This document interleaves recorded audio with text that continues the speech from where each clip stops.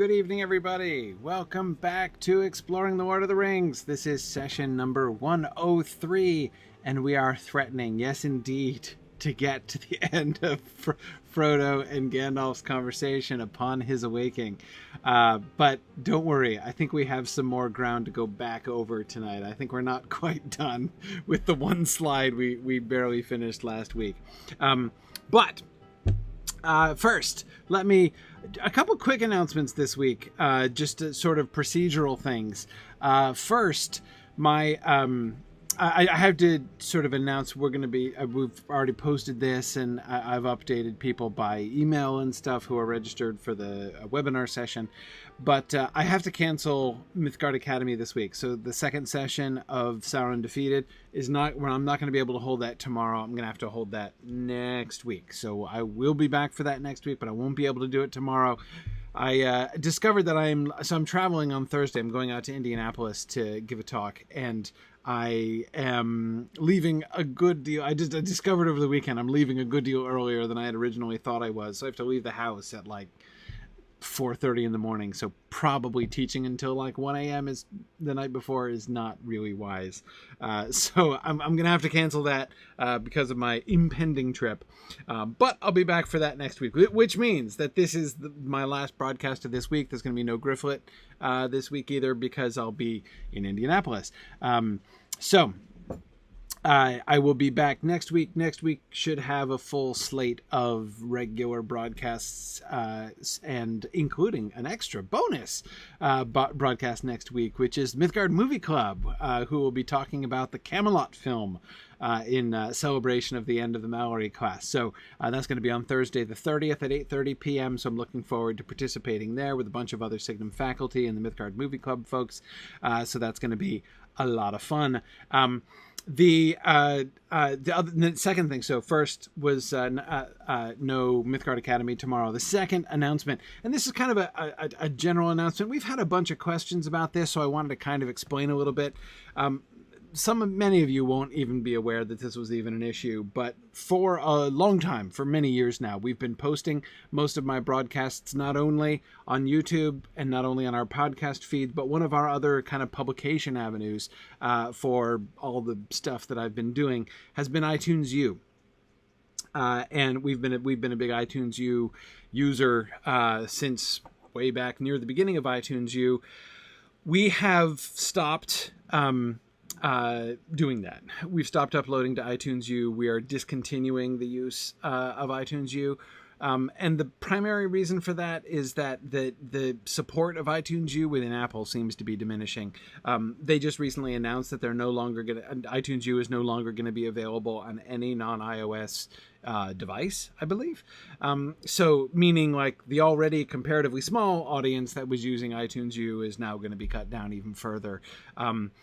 It seems to be kind of trailing off the iTunes U experiment, I think. And our staff time we have a bunch of people who are very good and very faithful in editing and processing all the recordings of all of our broadcasts and posting them to multiple podcast feeds and to YouTube and lots of other places. And it's, again, kind of decreasing returns on the iTunes U feed. So we are discontinuing that. So just to clarify that, some people have been asking about that. Is that stopping? The answer is yes. Yes, it's stopping because, again, it seems like Apple's kind of stopping that. So just to clarify that is what is happening and that is why that is happening. So, yeah, that's it. Now,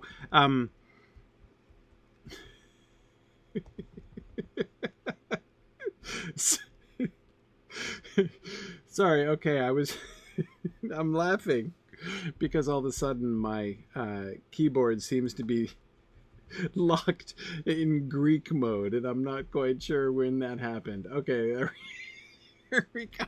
What possible keystroke combination did I hit to all of a sudden change my keyboard over to Greek? That has never happened to me in my life. So I was just attempting to type something and all of a sudden that was Greek to me. So that was really funny. Okay. Whew. All right. It's just been that kind of day. Anyway, yeah, Tony, the stuff on there that's on iTunes U, we don't plan to take that down. If again, if they like discontinue it, it might go away. We're not gonna, destroy it, but we're just not gonna. We can't prioritize the time to carry on. It's just a whole, like yet another place to upload everything. And again, in the old days, it was worth it again, especially when iTunes U was sort of newer and it looked like it was going to be growing. And so we were, on the wave of that, right? And we were kind of hoping that would grow and expand, but it didn't. It hasn't seemed to happen. So anyway, that's the. That's the story. Okay. You're right, Bruin here. Tolkien would have just rolled with the Greek keyboard. You're absolutely correct about that. Unfortunately, my operating system doesn't understand Greek, so it wouldn't have been very helpful. I was trying to start up a program so I didn't have the Twitch chat going, so I was like, oh wait, I better get the Twitch chat up, and it was not having it. Anyhow. Can I just share one last really kind of fun little family story before we start? Those of you with very long memories may recall. Well, so you may remember a few years back I was getting, those of you who followed me on Twitter may remember a few years back, I got a new car and I was doing a Twitter sort of, not a poll, but I was doing, I did do a poll actually to try to come up with a name for my new car. The car that I was replacing was my old Toyota Corolla, which I bought back in 2004 when I moved to Delaware originally to start my first tenure track job. And I picked out that car because my son Nicholas was 1 year old and he was riding in the car seat, commuting with me in the car seat in the back. So I'm like, I want a good, safe car for, my infant son to commute with me. On Saturday, my son Nicholas just turned 16, and I am bequeathing him that same car that I bought, the one I replaced with my new silver Honda Civic, which I named Idril. So he is bequeathed that car 254,000 miles, and 15 years later, that is going to be his first car, and of course, for those of you who don't remember, and I only mentioned this a long, long time ago, that car's name was very aptly named Bill, because I was taking him, I was commuting with him back and forth to work. I'm like, I need a good, sturdy. This is not a flashy car, This is not anything special. I need a good, solid, dependable name. So I named it Bill, and boy, has that car lived up to that name.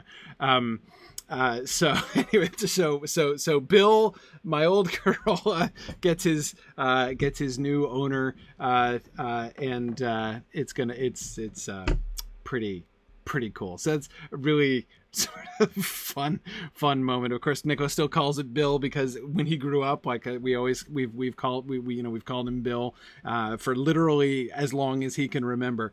Bill the Toyota, exactly. So. I'm hoping may he continue to trot along for years to come. Indeed, Sharon. Yeah. In fact, he's inspected and registered for 15 months now. So I hope he continues to trot for at least another 15 months. But anyway, Biotrom says, doesn't that put me in the place of Bill Fernie? I'd like to think that I'm more like, Sam giving Bill to one of his children, really. So yeah, I think I'm hoping I'm not in the Bill Fernie position, really. Yeah. Okay. Anyway, sorry. I just wanted to. That was a very fun thing happening in my household here. He's my son is going for his road test tomorrow to get his driver's license. So it's big doings in the Olsen family home here this week. All right, let us go back to the text. So tonight we are going to get to our first slide, and the only slide which I'm 100% sure we're going to get to will be the end of Gandalf's conversation with Frodo. We only have the one slide left. But there is one moment in that slide which I need your help with because I don't think I have ever understood it ever. I was realizing that as I was looking through. I'm like, yeah, no, I have no idea what that's talking about. So we'll see if you guys can help me with that. But before we get there, we have a couple other things to go over. We talked about like 2 things in class last time, right? And we need to go over both of them again, apparently. Lots of discussion. Man, there were like 4 or 5 posts on the Questions for Narnian discussion board about boulders, right? We need to talk about the boulders more. So we're totally gonna do that. So, but first, actually, Marielle had this, and Marielle, so reliable for her thoughtful posts, and has been for years. Really thankful for this, Marielle. I think you have given me a reading I can totally get behind here.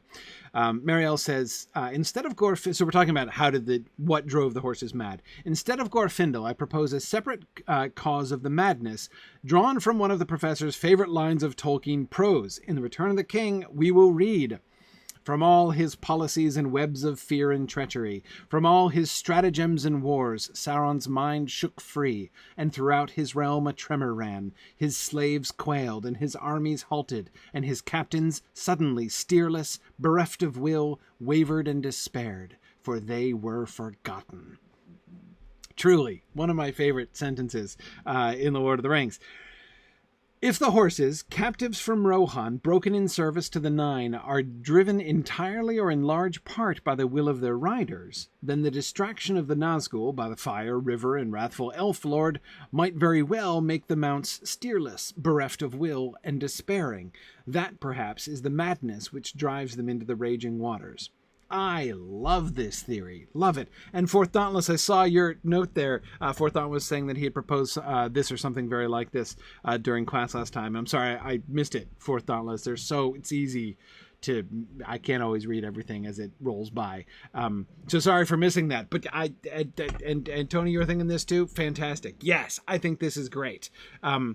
So this connects, of course, with a bunch of the things that we were saying about the horses. I should say I skipped this first half of Marielle's post, in which she was articulating very clearly many of the reasons, sort of the justifications for being uneasy, as we were saying last time, about Glorfindel simply driving the horses in. One of the things that she was saying, of course, is that to say, yeah, killing the horses on purpose is worth it. It's like a worthwhile sacrifice. I mean, yes, you've got to kill the 9 horses, but, you get the ringwraiths with them, so it's worth it.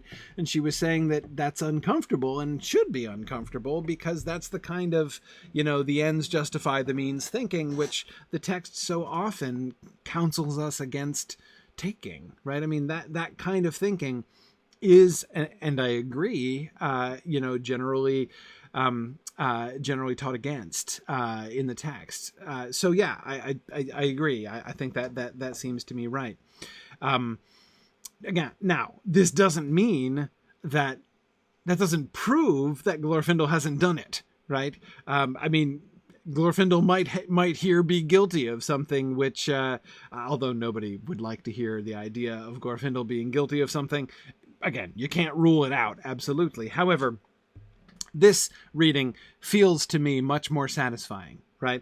And what it comes down to, of course, is just thinking again through the relationship between the riders and the horses. A bunch of, we were talking last time about the enslavement of the horses, right? And, the extent to which the horses were active collaborators with the ringwraiths, and of course they've been raised and they know no better, right? But thinking of the horses as slaves and as victims of the Nazgul in some way.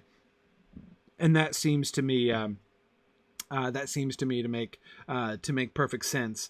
But anyway, the question really is, what is the bond between the Nazgul and the horses? Are the horses merely well trained, right? They've been raised with wraiths, and so therefore they're not spooked and freaked out by the wraiths, and so they treat the wraiths as if the wraiths were normal riders. And then, so are we to imagine that the horses and the ringwraiths have the kind of relationship that horses have with normal mortal riders, right? Just because of the way and the place in which they were raised? Or do we imagine this working somewhat differently? And I have to say, I tend to doubt that. I've said before, I'm not a horse person. I know very little about horses, but I am not myself a horse person, but I know people who are, right? I've spent enough time with Trish, with Tolkien Maven, and also my sister is a big horse person as well. Like, I know enough horse people to know how those relationships between horse and rider develop and everything. And it's hard for me to imagine the kind of relationship that a rider and a horse would normally build, that a Nazgul being involved in that, or the training regimen in Mordor being of this sort, right? Now, Jacques, I don't think necessarily that they're relatively recently stolen from Rohan. We know that black horses are stolen from Rohan.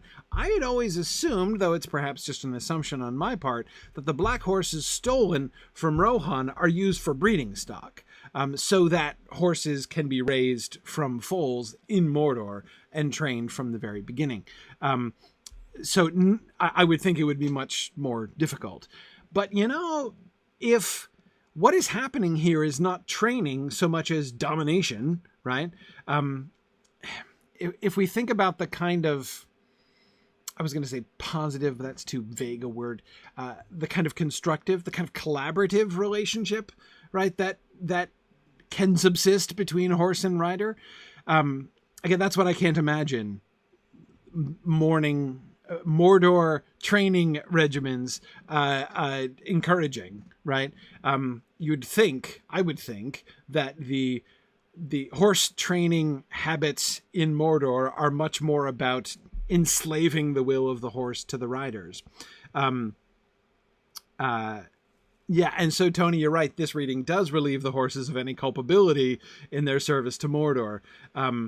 And it does seem to me that the thing that I like about it is exactly, Tony, what you say there at the end, that it seems to fit better with the nature of Sauron's power. Again, I cannot imagine. Can you imagine the Nazgul, like, coaxing the horses with carrots and apples and, like, winning their confidence, right? Like, can you imagine them coming up to horses and being like, okay, I'm gonna lay a blanket across your back to get you used to the idea of a saddle? Like, no, they're not gonna act like that, right? That's just not how it would happen. So the idea of either the ringwraiths directly, or, whatever, just like laying a whammy on the minds of the horses and being like, you are my slave and shall do my bidding, like, that makes much more sense to me. It fits better with the whole spirit of Mordor, right? So that's therefore why I really like this reading, because if we think that way, right? If we think that the horses are in fact enslaved, like their wills are enslaved to the wills of their masters in ways in which go way beyond, which are in fact a perversion of the normal horse and rider relationship, which again seems to me to fit very well into the whole spirit of Mordor thing. If the horses' wills are enslaved indeed to their riders, then there could come a moment when they were released from that enslavement. And I would think that a horse whose mind and will had been enslaved to an alien will like this, if suddenly released, would freak out, especially if it happened on the edge of a river where a flood was coming down and where boulders, either spiritual or corporeal, were grinding and rolling right along in front of them. I mean, they're going to be stricken with madness, that seemed, even if the agent of the striking them with madness is not Glorfindel. Indirectly it would be, right? Because the Nazgul's, the grip of the Nazgul on their minds would be broken under the circumstances, right? In the Nazgul's terror, as Glorfindel comes up. So I think that makes a lot of sense. Now, Galandar, you're right. It's not like he couldn't anticipate that the horses are going to be driven mad. I mean, there's no question. The riders have to go into the ford, right? on the one hand, like, I don't know. I can't imagine any way. Like, I don't know what else he could have done, right? I don't think the horses are savable here. I mean, he'd have to find a way to dismount them from the horses, get the horses to run the other way, and still somehow propel the Nazgul into the stream in a very short period of time. That seems like a lot to ask, right? But it does seem to me to change the situation. If he comes up and he deliberately sort of psychically pushes the horses into the river, that seems to me fundamentally different from he comes up and messes with the Nazgul, right? He is attacking the Nazgul themselves, and as a result of that attack, the horses go mad and run into the river. That just the result is the same, and you could say the result is inevitably the same, and that he would have anticipated that result, and so therefore, he's can't be exculpated completely from the death of the horses. And yet it does seem to me to feel pretty different, I'd have to say.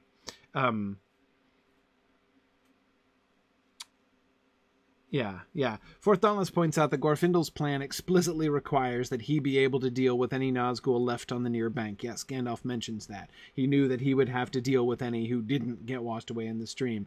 Maybe he had a plan to assault the Nine when they're boxed in at the ford, but he didn't need it because the horses bolted. Yes, it's quite possible that what he does when he reveals himself in his wrath was step one, right? He was just planning to attack the Nazgul where they were, even though he is at a disadvantage in some ways because he's outnumbered and dismounted, but he's Glorfindel, right? So that counterbalances it. But again, he doesn't have to implement stage 2 of his Nazgul assault plan because the horses do carry them away. So, anyway, yeah. So, okay, good. Yeah, good.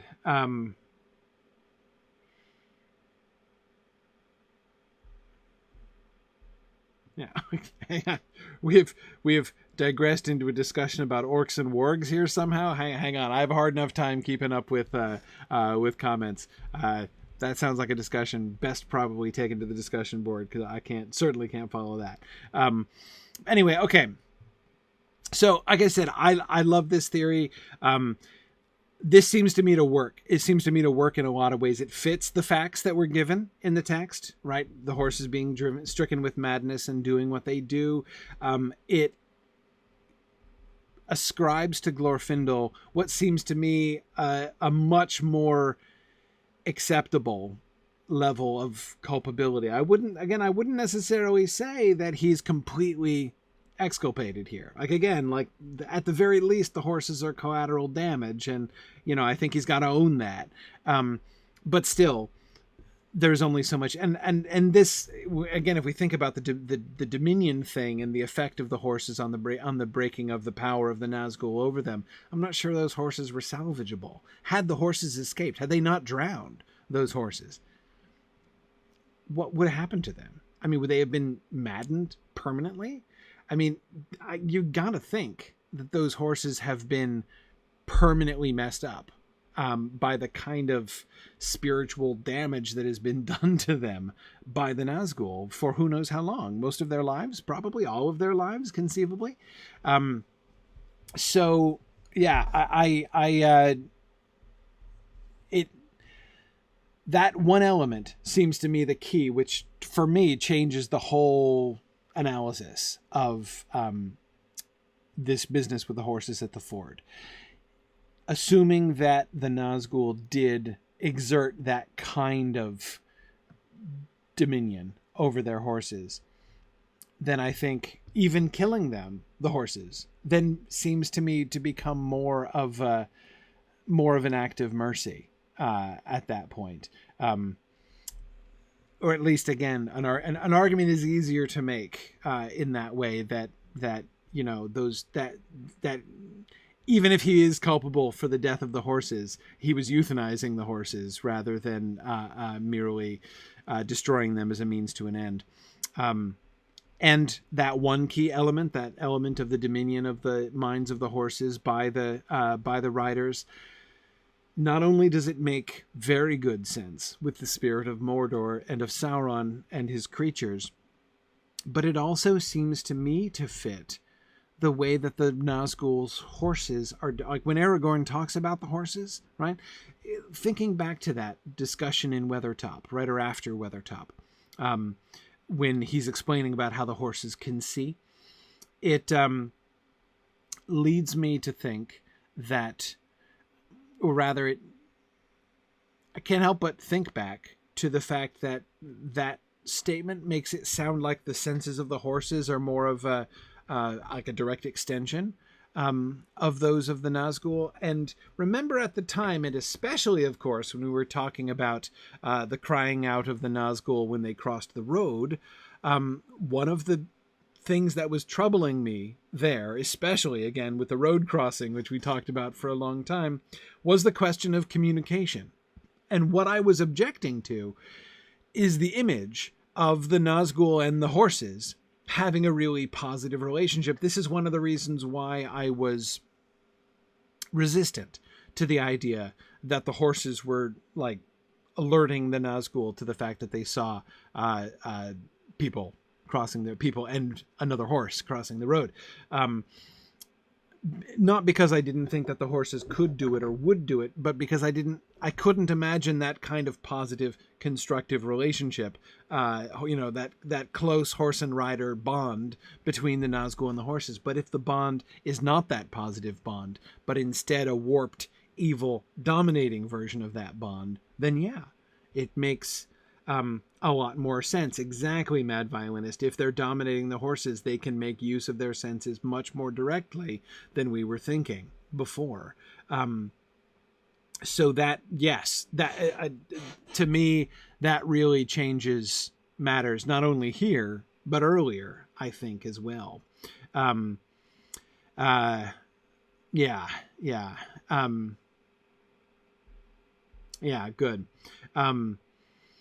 And Tony, you're right. We don't see any evidence that they have spare mounts. It does seem likely that there was a personal connection, but again, not the like normal kind of positive connection, right?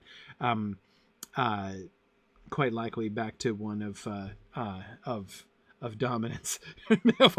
Mad Violinist says, "Quick, back to chapter 11 to reevaluate everything in the light of this new concept." Yeah, exactly. And yes, Fourth Dauntless, you're right. We should keep this in mind when we consider the winged mounts later on. Again, it makes so much sense in every respect, right? I mean, do we ever see a like positive, sort of normal, constructive relationship based on trust between any of the servants of Sauron? Right? I mean, we don't see it between orcs. We don't see it between orcs and their orcish masters. We don't see it between the orcish masters and the people who rule over them. Nowhere do we see it. No reason to think, we have therefore no reason to think that the Nazgul and their horses have a positive bond. Well, Mad Violinist, yeah, I mean, on the one hand, you do see it, at least what appears to be that briefly between Shagrat and Gorbag, but of course, they're the ones who are, we also see Shagrat stabbing Gorbag for fun and licking his blood off his knife later on, so it only goes so far, right? Anyway, yeah, we'll definitely think about that. And Jacques, yes, good. Jacques is remembering the business about not wanting to sell horses because he puts beasts to evil use. And that phrase is kind of particularly interesting, right? When we think about it in this kind of context. Not just in the sense that they become instruments of an evil purpose, right? They will further plans to do evil things, right? It's possible to take that line in only that way, right? But if instead you take it as he does evil things to beasts, like the use to which he is an evil use. It is evil in its nature, not only in its ends, right? But in its nature, it is evil. Yeah.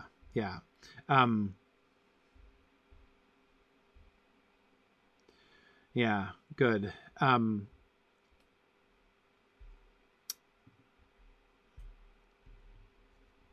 Good. Okay. Kyle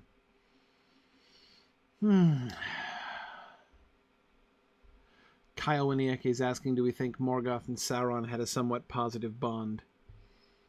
No, I don't think so. No, even that line about Sauron serving was being less evil because he, served another instead of only himself. That does not saying much. It doesn't say that they were affectionate, right? It doesn't say that they had a constructive relationship. Only that inasmuch as serving someone else in humility, even for a bad reason, is better than being like, I am the god and lord of the entire earth, right? That's, to that extent, Sauron was less evil than Morgoth was, briefly, right? So even that, I think, is a very mild praise of Sauron's virtue there. But anyway, yeah, exactly, Tony. Tune into Film for that. We spent a lot of time talking about that there. Okay, so thanks, Mario, for that. That was really illuminating. And again, sorry for those of you who were saying similar things last week that I didn't see. Okay. All right, we got to talk about the boulders because everybody wants to keep talking about the boulders. The thing I want to jump back to, and thanks to Matt DeForest for reminding us of the earlier description. So here, see, Mad Violinist, we are revisiting chapter 11 of book 1. Here is, so I'm just quoting as Matt quoted in his post, the description, what Frodo sees live, right, before the conversation with Gandalf, right, as it's happening at the end of the flight to the ford. At that moment there came a roaring and a rushing, a noise of loud waters rolling many stones. Dimly Frodo saw the river below him rise, and down along its course there came a plumed cavalry of waves. White flames seemed to Frodo to flicker on their crests, and he half fancied that he saw amid the water white riders upon white horses with frothing manes. The 3 riders that were still in the midst of the ford were overwhelmed. They disappeared, buried suddenly under angry foam. Those that were behind drew back in dismay. Okay. The boulders. Sorry, Tarlonio. I try to take too long with this, but it is very sensible to go back and kind of touch base with the with this description here. A noise of loud waters rolling many stones is, of course, the most obviously relevant passage here. Here's the trick. Here's the difficult thing for me. So the fundamental question, which we were arguing about last time, is, are the boulders physical boulders, or are the boulders spiritual boulders? Like, that is Gandalf's magical enhancement of the flood. Is he describing the 2 different aspects of his spiritual enhancement? The one of which was represented by white horses with white riders, and the other being represented by rolling and grinding boulders, both of which were a spiritual manifestation superimposed upon the flood by Gandalf, or augmenting the flood by Gandalf. Or is he saying first his spiritual augmentation being the horses and riders, and then also describing a merely physical addition that was made, which is the rolling and grinding boulders? Okay, so the first sentence there, right, seems to be directly relevant. Frodo hears a noise of loud waters rolling many stones. So there do appear to be physical stones rolling. Now, in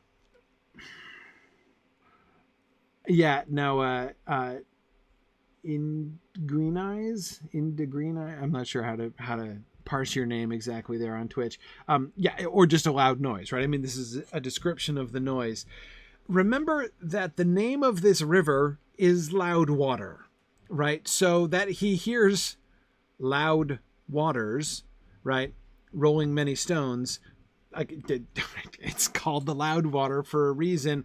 Presumably, there are also rocks there, right? I don't get me wrong. I have no objection to the idea that there really are boulders. The problem that I have is that that doesn't seem to match Gandalf's syntax. He brings up the boulders in the sentence in which he is describing what he did in the flood, how he augmented the flood. It is possible that at the end of that description of the horses and riders, he then adds a completely tangential and unrelated observation that FYI, there also happened to be boulders which had nothing to do with me. But that seems to me a strain, honestly, syntactically a strain. We would have to imagine Gandalf failing rhetorically there, right? If that's what, and again, like, it's possible. But I don't,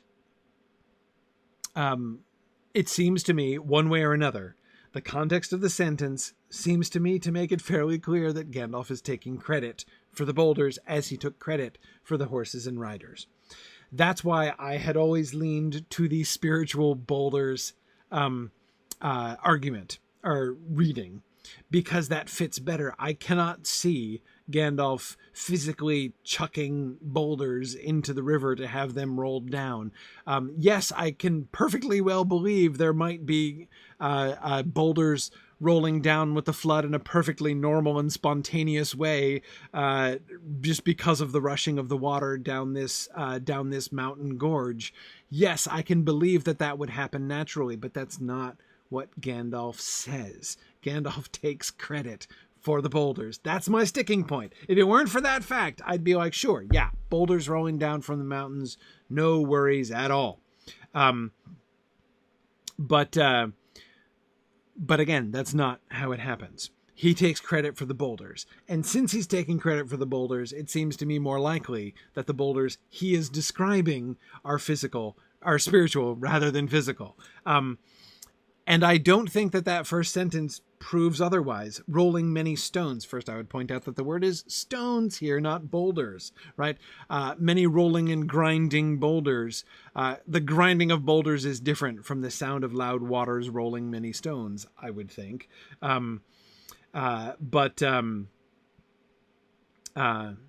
Yeah, exactly, Lincoln. What would be the point of mentioning the boulders in that context if he weren't taking credit for them? Agreed. It would be a mere non sequitur for him to be adding a piece of incidental description of what was happening independent of his action in the context of the sentence he raises it. Yeah, Wheel Rider, I agree. Gandalf's magic does perform other physical actions. We have never seen Gandalf before hucking boulders with his magic. That's not a thing. Starting a fire on Caradhras is very different, especially since we know that Gandalf's magic has always been associated with fire.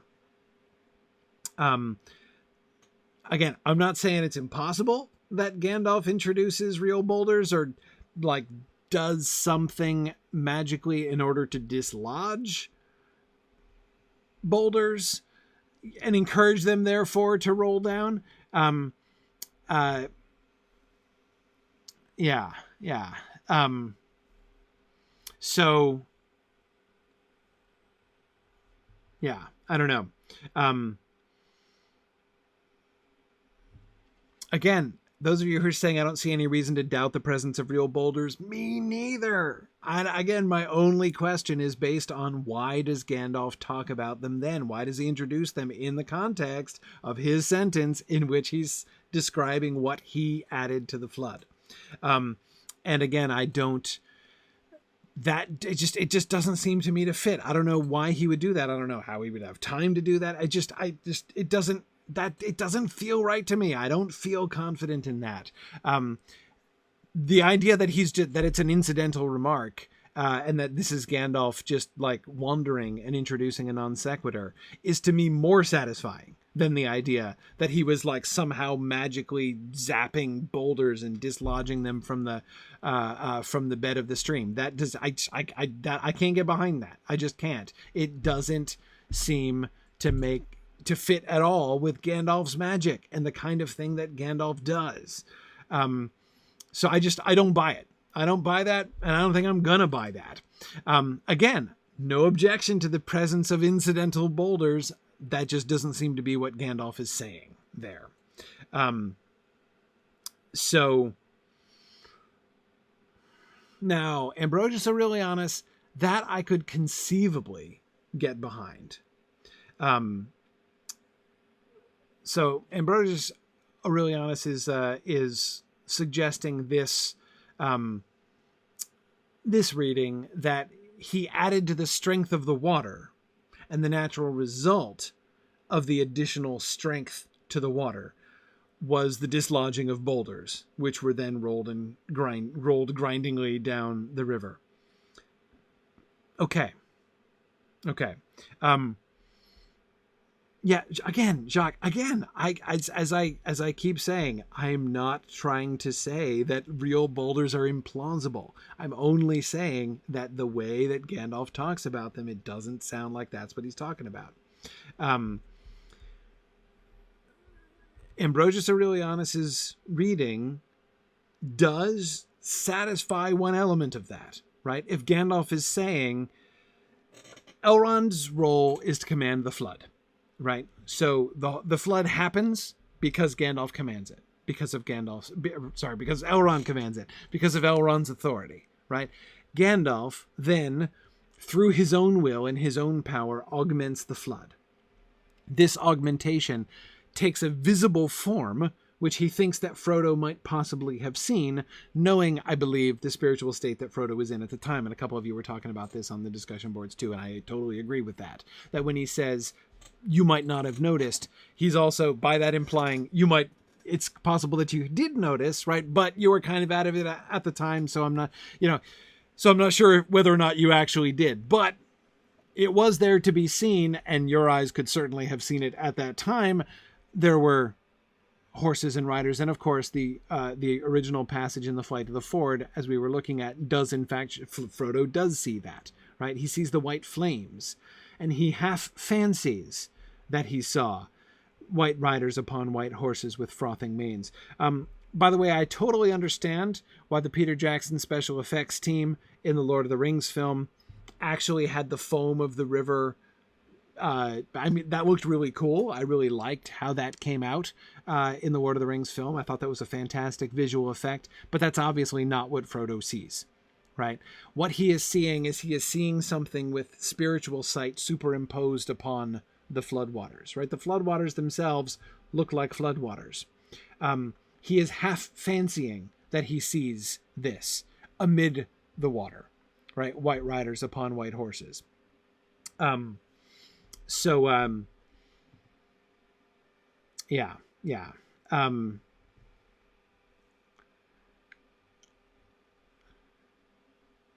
Anyhow, we need to know if Aragorn saw boulders. It's true. If we had more data, we could come to a really, like Merry and Pippin, right? Would be a pretty good test case, right? If we could, the others, exactly. If we did a survey among the others, did you or did you not perceive boulders in the flood when it came down? Then we'd know for sure. But yeah. So, okay.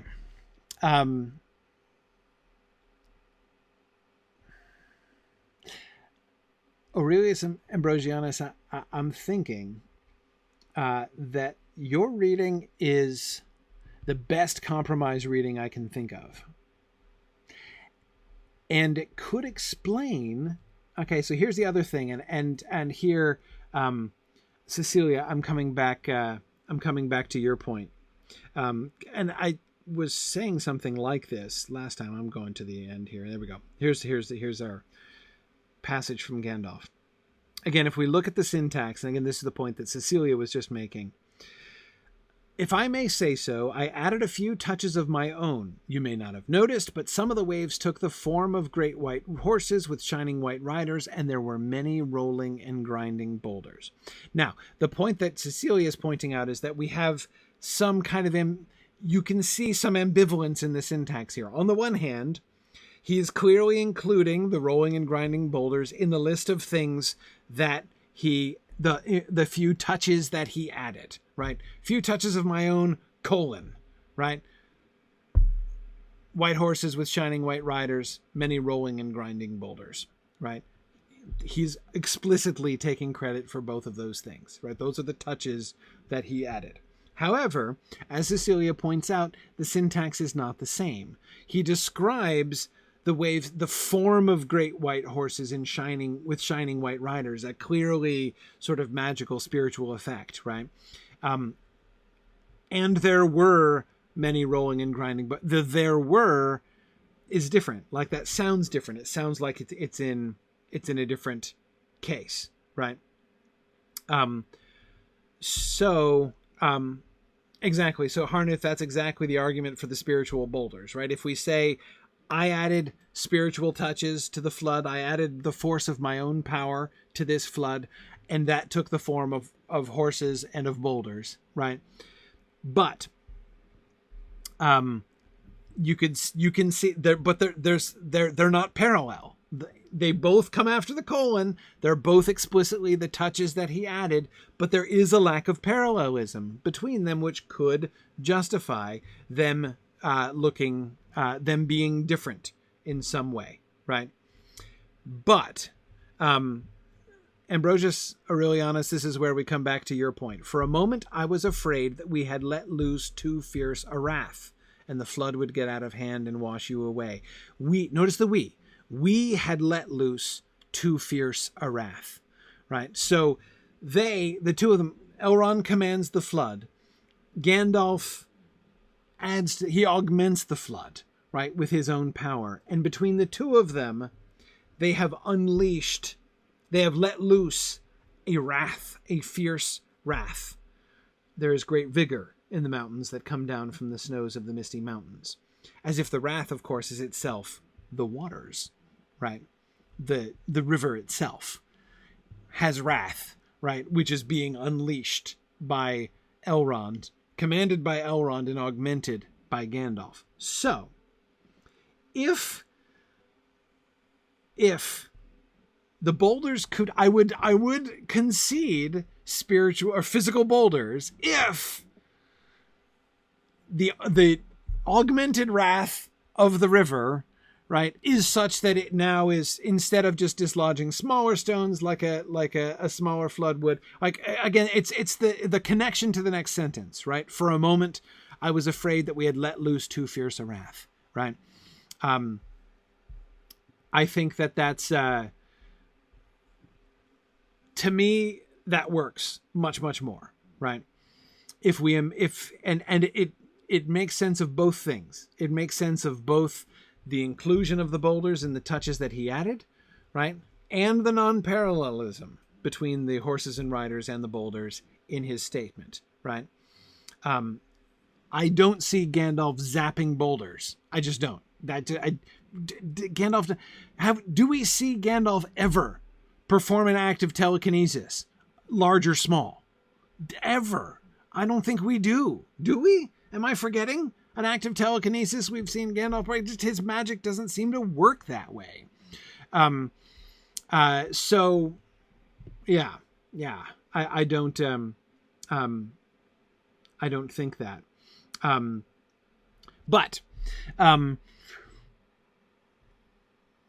But if he's merely describing that as a direct effect of the increased wrath of the stream, by itself, the flood commanded by Elrond wouldn't have dislodged so many boulders. But since he augmented its wrath, then we would see that. Yeah, we've got the closing spell, Rinrus, on the door, but that's different, right? And the shattering of the door, Gandalf doesn't blow up the door.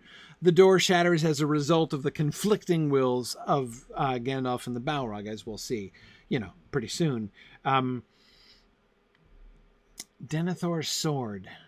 Maybe. And the breaking of Saruman's staff, I think, is definitely different. Yeah, see, Evil Dr. Cannon, I'm thinking, like James Liebeck is thinking about Gimli's axe and Legolas's bow, and Aragorn's sword as well, right? So there's...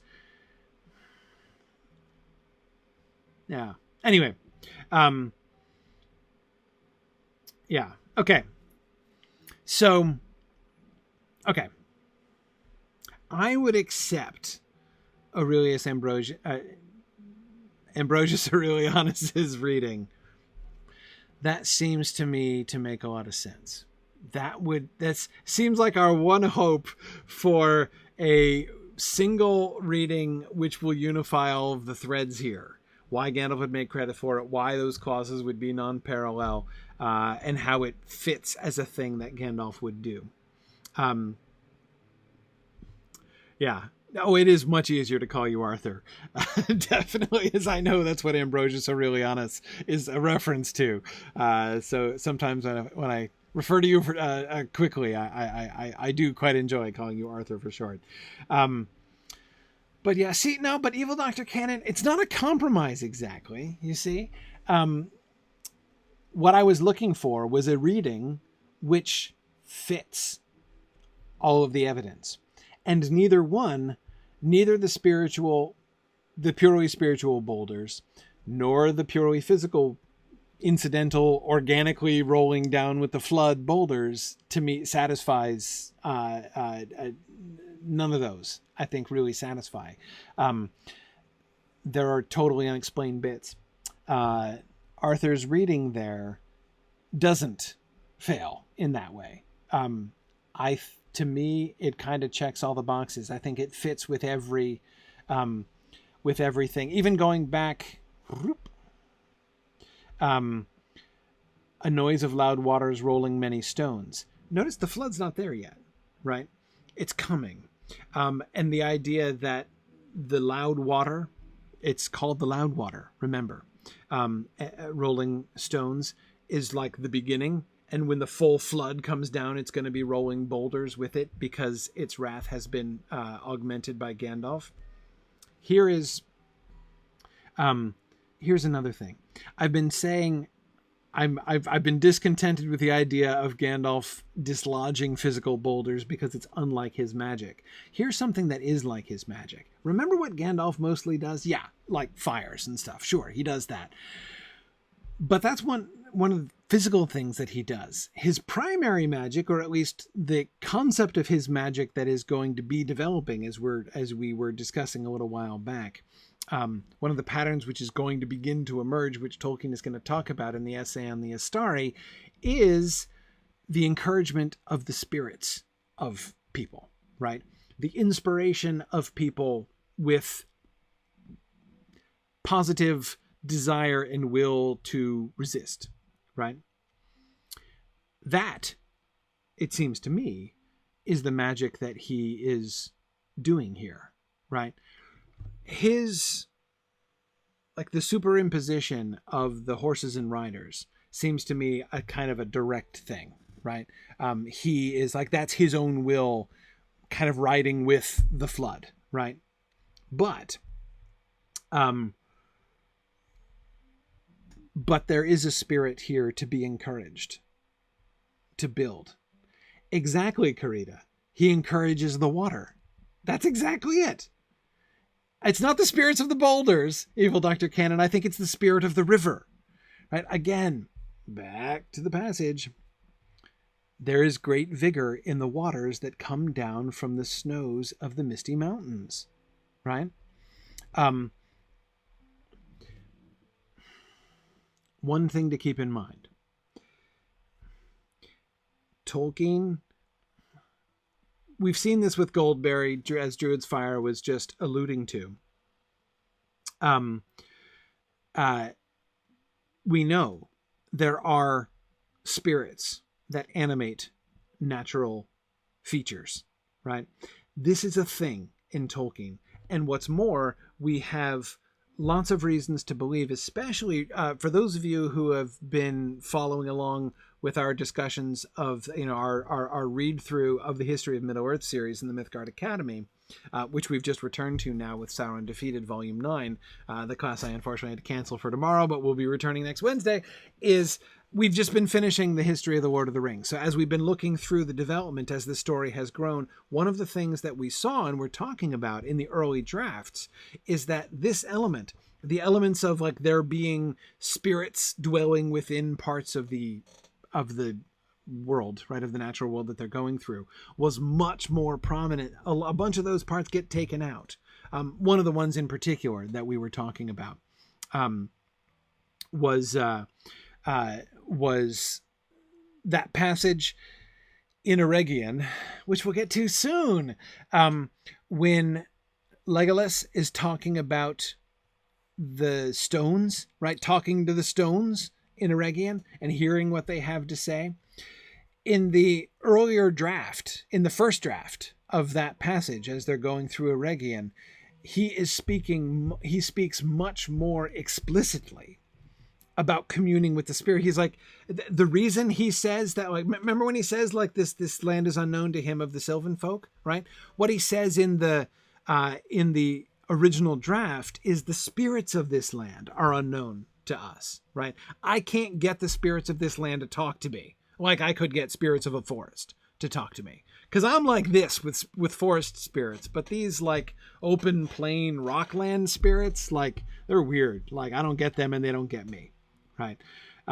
So again, that was much, and now Tolkien cut that passage. But one of the things, and this is something that Christopher Tolkien says again and again in his commentary on his father's drafts, he frequently warns us, just because Tolkien cuts something out of his draft and no longer includes it in the final, that doesn't prove that Tolkien has changed his mind about that, right?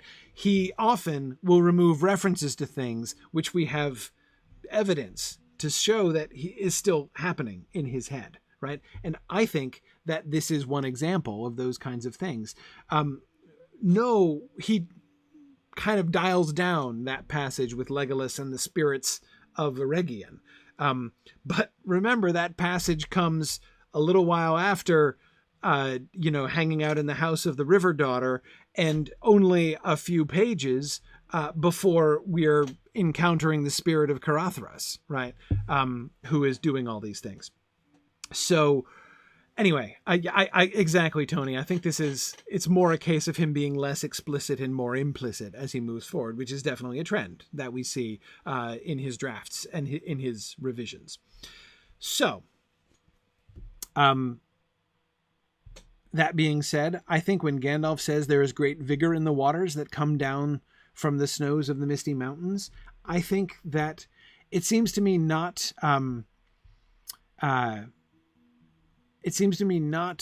impossible to hear here an echo of that same concept. Gandalf is saying, okay, there's this river, right? The Loudwater. And again, notice how the very name of the river is evoked in the beginning of that description, right? The Loudwater rolling many stones. Yes, the Loudwater is rolling many stones. It is a bit of an anthropomorphism, Tony, or, well, I'm not sure if anthropomorphism is exactly right, because it's not exactly showing it in the form of man, right? Certainly not in the morphology of man, or even of humans necessarily.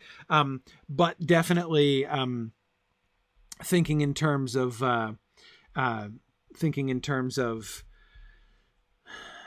animation, I think is better. Yeah, exactly, Evil Dr. Cannon. There's a feisty spirit in the Loudwater. The Loudwater has at least one spirit associating with it. It is personal, more personal and not inert. Tony, that's exactly right. And I think that's I tend to think we might actually take Gandalf at his word there when he says there is great vigor in the mountains. He's not only speaking metaphorically, or saying that because of the slope, the waters run down really hard. I think he's saying like there is a there is a spirit in these waters, right? Which is a vigorous, and wrathful spirit. And what do? Stir it up, right? He stirs it up. That's one of the... So if we understand that as one of the ways in which Gandalf augments the flood as it comes down, that seems to me to be exactly in keeping with the kind of magic that Gandalf performs elsewhere. So I'm happy with that. And one of the natural consequences of that would be for the flood to then roll bigger boulders down because it's more wrathful. And so its wrath is unleashed. And now all of those boulders, which are very natural to imagine being here, would be rolling down. And thus we would have physical boulders. And Gandalf could take credit for them because had he not stirred up the extra wrath of the stream, they wouldn't have come down. And it explains why immediately after mentioning the boulders, which he is taking credit for, he says, I was afraid we'd let loose too fierce a wrath, and the flood would get out of hand and wash you all away. I encouraged the river to exert itself, right? And I was afraid that maybe it was going to get out of control, right? I think that works. Right. That really works for me. So, and that would then seem to go along, Arthur, with your reading of your kind of compromise reading. Right. Okay. All right. I feel at peace about the boulders now. They could be physical, but I still don't, by the way, totally reject the idea of spiritual boulders. I think that can still work. But I'm fine with this. And the reason I'm fine with it is that we have found a way to make it work like that is compatible with Gandalf. Again, the dislodging of boulders, I don't see it. But this, yes, this makes sense to me if we combine those two different concepts. All right. Whew. Okay, so I know Tarlonio really wants to talk more about boulders, but Tarlonio, I'm sorry. We're going to have to move on, okay? That's just what we're going to have to do now. So, anyway, let's do that. Whoop. Okay. Ready for the end of the discussion? It's happening. Now, keep in mind, I said at the beginning, there's a bit in this passage that I don't understand, and I need your help with, so please be prepared to help me here. Yes, it all comes back to me now, said Frodo. The tremendous roaring. I thought I was drowning, with my friends and enemies and all. But now we are safe. Gandalf looked quickly at Frodo, but he had shut his eyes. Yes, you are all safe for the present. Soon there will be feasting and merrymaking to celebrate the victory at the ford of Bruinen, and you will all be there in places of honor. Splendid, said Frodo. It is wonderful that Elrond and Glorfindel and such great lords, not to mention Strider, should take so much trouble and show me so much kindness. Well, there are many reasons why they should, said Gandalf, smiling. I am one good reason. The ring is another. You are the ring-bearer, and you are the heir of Bilbo, the ring-finder. Dear Bilbo, said Frodo sleepily. I wonder where he is. I wish he was here and could hear all about it. It would have made him laugh. The cow jumped over the moon, and the poor old troll. With that, he fell fast asleep. Okay. Here's what I don't understand. Why does Gandalf look quickly at Frodo? What's that look about? Frodo has just said, it all comes back to me now, the tremendous roaring. I thought I was drowning, with my friends and enemies and all, but now we are safe. And Gandalf looks at him quickly, but he had shut his eyes. Yes, you are all safe for the present. Soon there will be feasting and merrymaking. What's he doing? Why does he look at... Is that a look of suspicion? Is he trying to make eye contact with Frodo, but finds that Frodo has shut his eyes, so this attempted eye contact fails?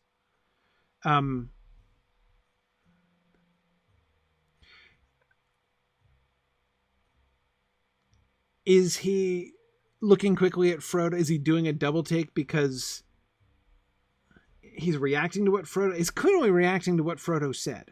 So here's the first part of the question, well, my question anyway, is which bit is Gandalf reacting to in this way? I mean, the last thing that he said is but now we are safe, right? So first. I mean, it seems to me that the presumptive assumption has to be that Gandalf is responding to the last thing that Frodo said, which would be, but now we are safe, right?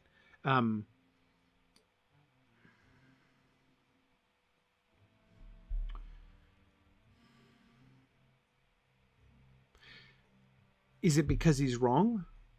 Is it because, okay, I'm trying to work through the options here. Lots of suggestions, and I'm trying to work through these too, and I hope I don't miss too many this time. Okay, Cecilia is suspecting, that makes sense, that he's wanting to make sure that Frodo's returning memories aren't traumatizing him.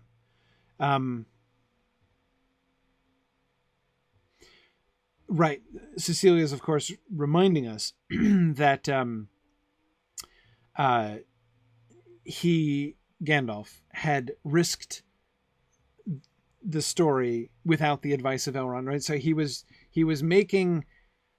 doing something against the advice of Elrond. Elrond told him not to tell him too many stories, but he's like, well, I'll do this without asking Elrond, right? So is this, oops, did I do harm? Right? Is he really okay? That would be one explanation for a quick look at him, right?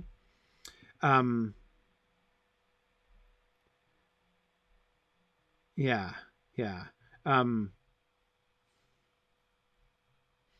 Okay. Lilith, I do think many of these things could be meant at once, but hang on a second. So let me try to enumerate the things. This is going to be tricky because there are lots of possibilities here. Now we are safe. So one of the things that several of you are suggesting is that there could be a question about the we, right? Who is we? But now we are safe. Of course, the most obvious meaning is that he's meaning we, you and me, Gandalf, you, me, and all of our friends, right? All of us are safe. All the good guys are safe now, right? That's the one obvious meaning, but it could mean something else, right? One theory that a couple of people are putting forward here is, Rin Roos was saying, the we could mean Frodo in the ring. Or Gandalf might be wondering if by we, Frodo means him in the ring. Now we are safe. The ring and I. That we might mean, as Bruce was suggesting, maybe he's concerned that Frodo is still under the Witch King's sway, and the we includes the enemies. I thought I was drowning with my friends and enemies and all, but now we are safe. Syntactically, that could be made to work. That seems to me the most unlikely of them, though. I mean, again, it's possible that Gandalf is like, I'm pretty sure Frodo's okay. I'm pretty sure he's healed from the wound. He's totally not being dominated by the enemy. And now he's like, oh, wait, what? Are we sure? That seems to me a possibility, especially in light of, the other theory, Cecilia, that you were saying about, him just, Gandalf has been doing this without the advice of Frodo's physician, and he's not sure if he's doing the right thing, right? So that it would kind of potentially connect with that. That seems to me the least likely one.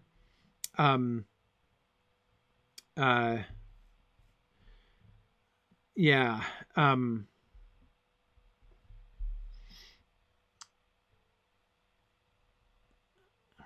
The ring one I like better.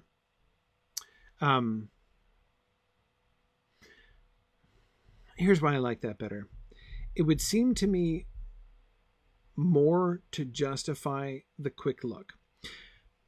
The other theory, of course, about what it is that Gandalf is concerned about is Frodo's declaration of safety, right? His quick look could be simply translated as, no, wait, seriously, Frodo? Are you that thick? Do you really think that we're safe now? Do you think the story's over? The story, you realize, right, Frodo, that the story isn't over, right? So he could be doing that kind of a double take there. But I tend not to think so. That's what he addresses verbally. Yes, you are safe for the present. He adds the important qualifier, right? But that qualifier doesn't seem to justify the quick look in my mind, right? I mean, if his concern in response to Frodo's statement was merely that, so if his concern were merely that he is wanting to correct, like, don't be overconfident in your concept of safety here, the verbal correction, I would think, would be sufficient. Now we are safe. Well, yes, for the present, Frodo, right? But I don't see why would he look at him quickly, right?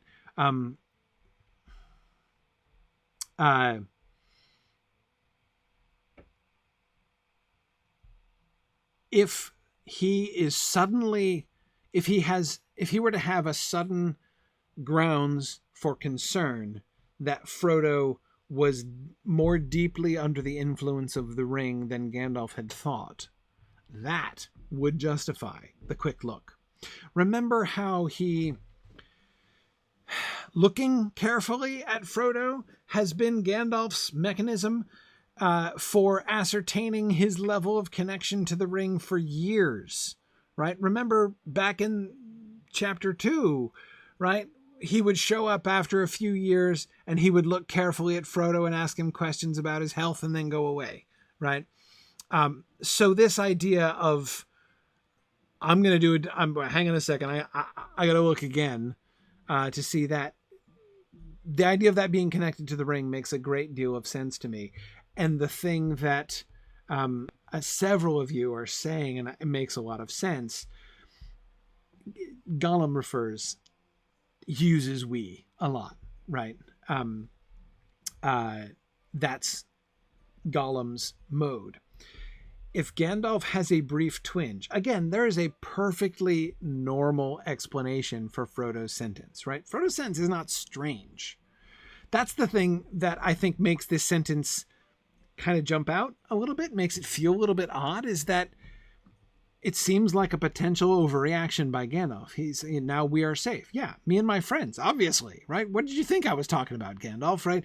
I mean, it would be a perfectly natural thing for him to say, meaning him and his friends, and including Gandalf himself, right? But if Gandalf has at least the suspicion or the worry that when he says we, he means the ring and I, right? He means exactly... as James is saying, we are safe, my precious, right? If there's even the vaguest hint of that kind of edge to it.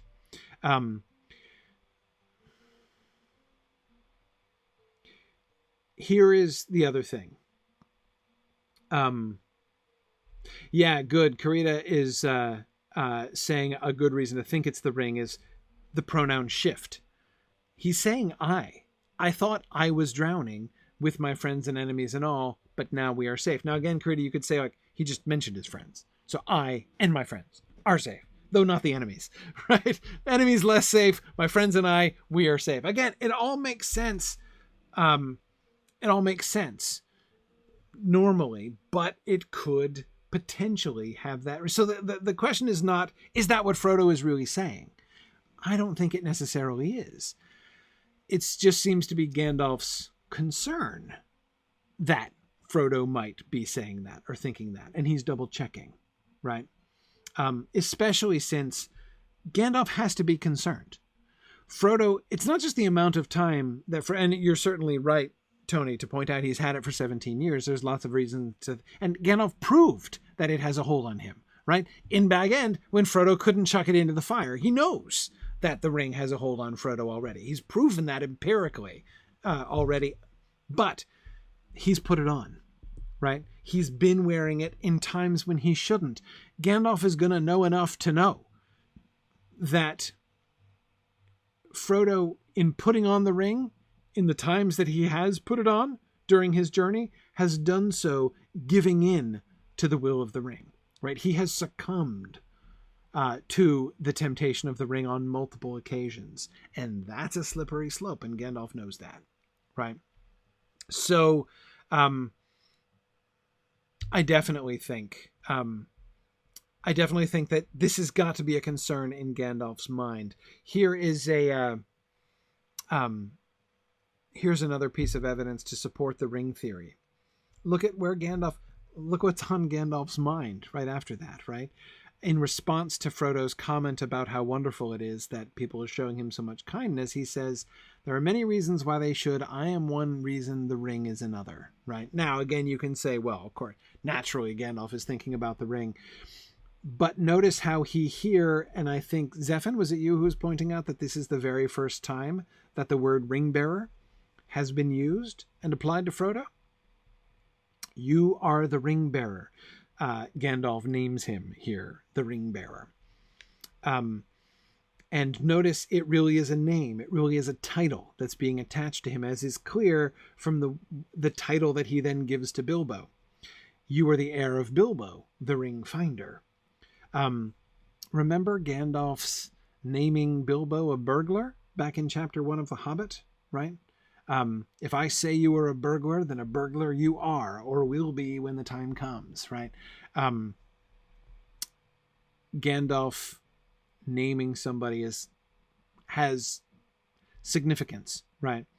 And he is here naming Frodo Ringbearer for the first time. That does seem to be important. And again, does it prove that Gandalf has already had Frodo's relationship with the ring in his mind here, that he was already worrying about that just a second ago, which led him to do this, to mention the ring, to introduce that title? No, I don't think that's the only explanation of that. I don't think that, Gandalf's reference to the ring there is inexplicable without that. But it certainly fits, right? It certainly does fit. If he is just... And remember, we've not been talking about the ring, right? Gandalf and Frodo's conversation has moved away from the ring for quite some time, right? This is Gandalf returning to it and possibly looking at it. Oh yeah, Mudmore, Frodo has the ring on him right now. Yes. He definitely has the ring around his neck right now. So I think the quickness of the look convinces me that there is some alarm, there is some concern. This is a movement of alarm from Gandalf, and I do think that the ring explanation is the best answer.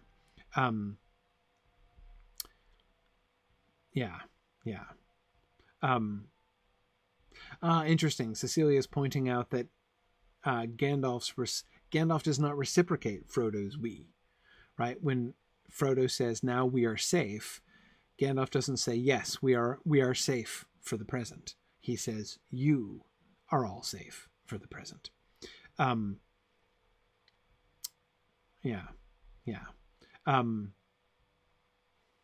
Anyway, that works. I'm satisfied with that. I'm satisfied with the ring reading. That seems to me to make the most sense there. That would certainly explain the action, the looking at him, right? To see if he can ascertain, see any other alarm signs. I don't know exactly what he's looking for, because I don't know exactly what Gandalf sees. We got a glimpse, right? The passage about him being like a glass for eyes to see who can, we got a glimpse into the kinds of thing that Gandalf can see when he looks at Frodo. There, I think, here I think we're getting a hint, and we've seen hints, as I said, of this before, that he can perceive in some way what's going on here. JJ, yeah, it's also possible that he was looking to see any physiological signs. If was Frodo touching or fingering the ring while he said that? Quite possibly. Yeah, Tony says we could be... you can't blame Gandalf for being a little skittish about loyalty right now, post Isengard. Yeah, no, I hear that. I hear that. Yeah. Yeah, interesting. Belongspawn says it's an unspoken parallel to when he said to Bilbo the thing about it being called precious.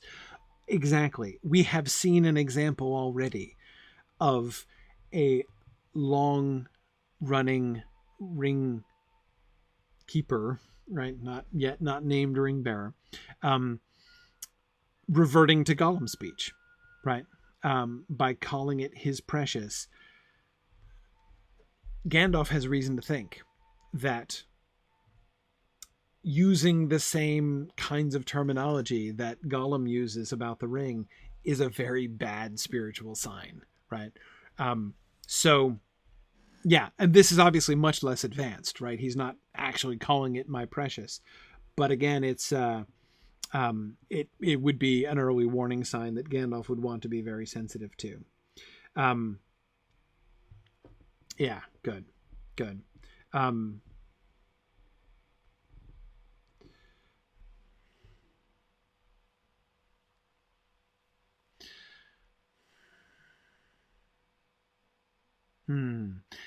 Lilith is asking about Gandalf revealing his emotions or becoming, uncloaking himself when he becomes suspicious.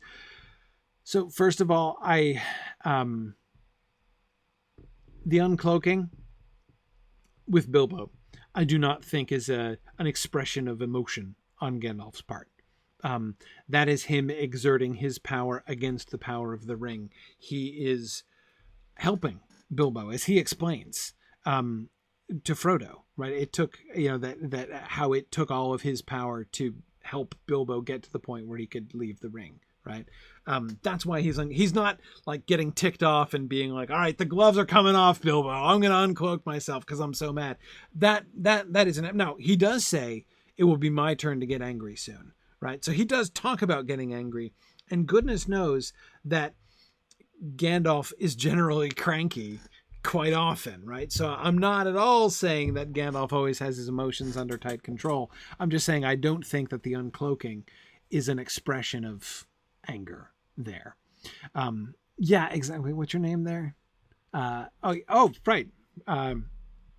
Professor Hobbit, exactly. Much like he helps Frodo on Emon Hen. Exactly. Yeah. What he does with Bilbo, I think, is of course it's not exactly the same, but yes, that is a parallel, I think. Yeah. So who had to handle the ring to put it around Frodo's neck? Nobody necessarily had to touch it. I mean, that whole operation could have been performed without anyone holding the ring in their hands. And I kind of think that Elrond and Gandalf would both be wary of anyone handling the ring. My suspicion is that the ring was put on a chain and the chain put around Frodo's neck without anyone actually touching the ring at all. Again, that operation could be done without too much difficulty, I think, without anyone actually holding the ring in their hands. Yeah, exactly, Bruce. We do see Gandalf holding the envelope with the ring inside it, right? He puts it back up on the mantelpiece for Bilbo. But, yeah. The only reason for Thoughtless we have for thinking that the ring wasn't on Frodo's unconscious person the whole time is that it's been moved. It was in his pocket. It's now around his neck. He wakes up to find it on a chain around his neck. So that, I think, is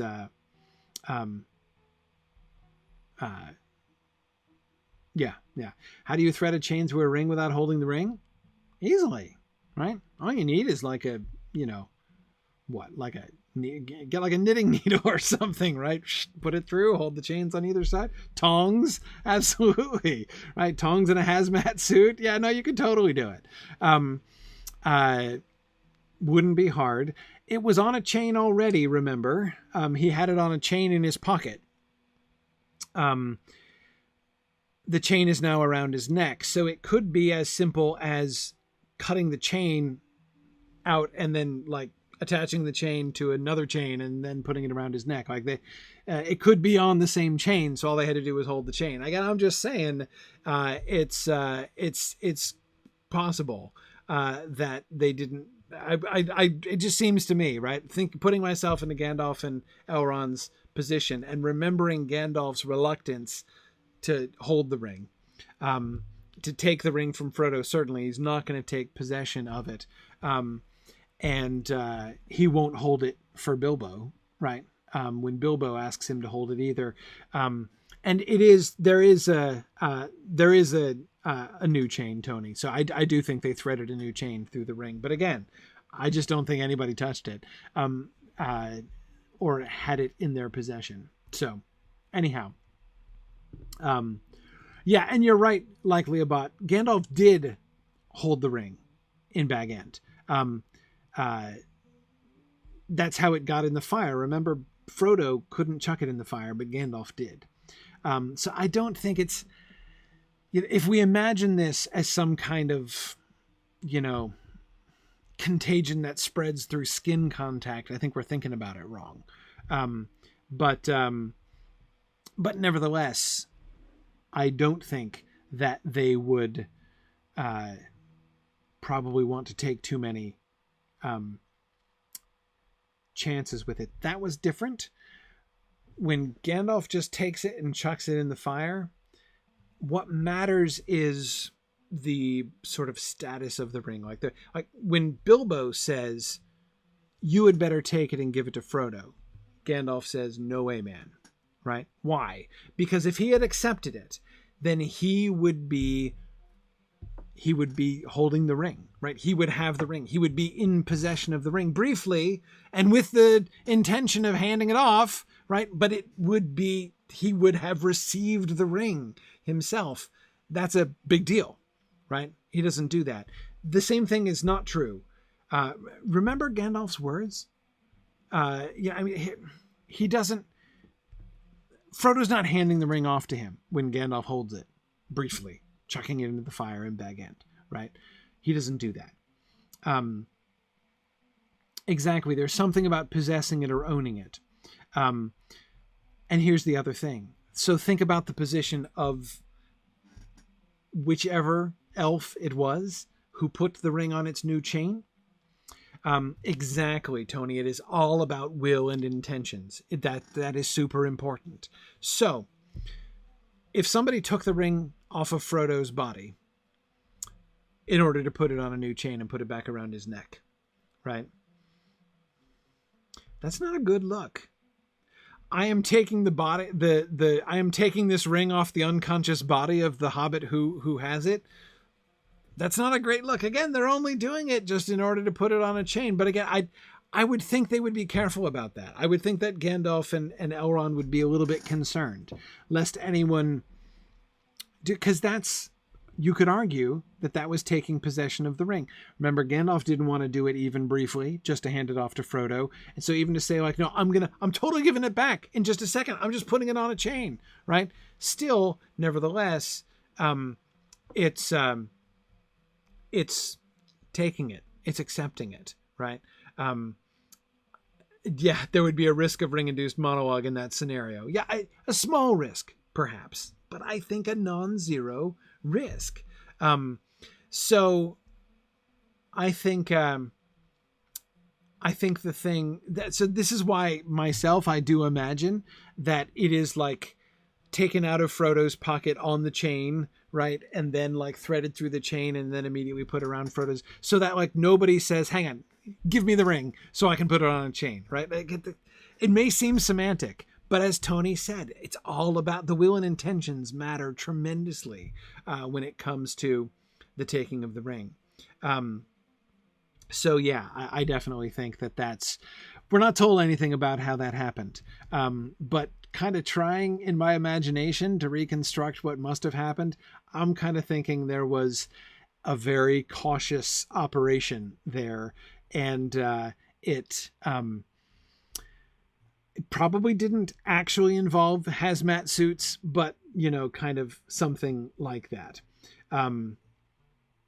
Yeah, exactly. The Mad Violinist says, I've got a chain in my room. Let me take the ring and put it on that chain. I'm totally going to bring it right back. Well, exactly. Like it doesn't take much to imagine how that puts somebody in a potentially dangerous position. Well, I'm doing worse than usual with going AFK here tonight.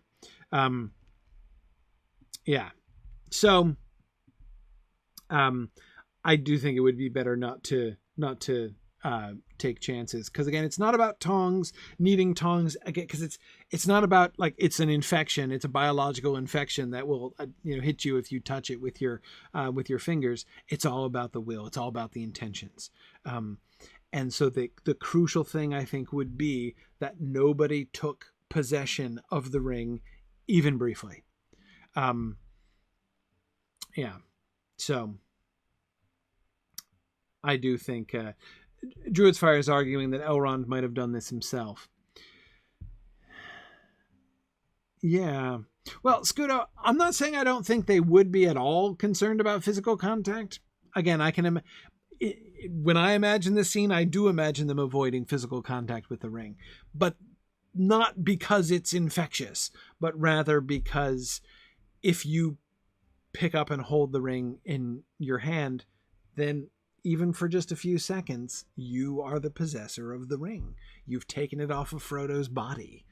And that's a bad look. You didn't kill him and loot his corpse, but it's kind of close to that, right? I mean, you've become, at least potentially, a thief. And the only difference between you and a thief is the purity of your intentions, and that's where the risk comes in. How long will the purity of those intentions last? Again, it's a non-zero risk.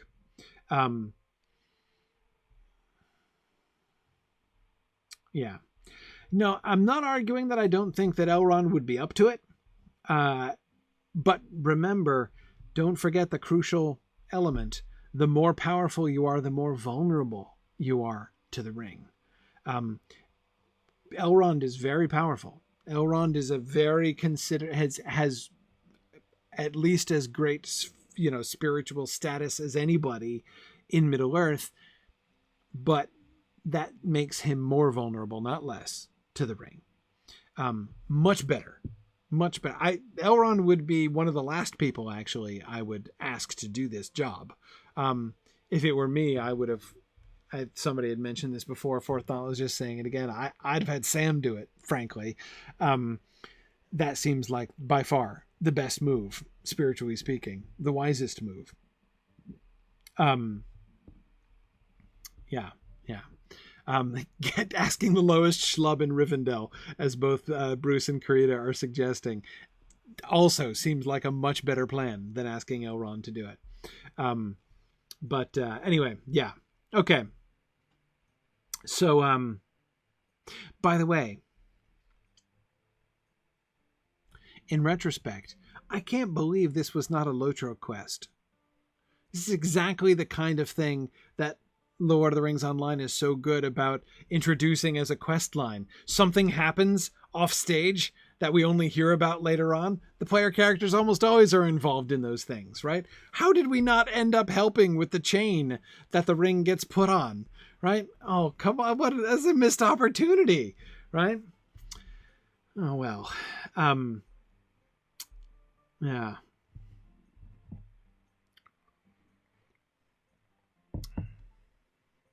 Well, we'll see. I know we were busy getting components for Aragorn's sword. That was arguably more weighty, but still. Good argument there. Good argument there. Fourth Dauntless says that the developers are pretty careful to keep the ring a secret from the player. Yeah, it's true. The ring is only referred to indirectly.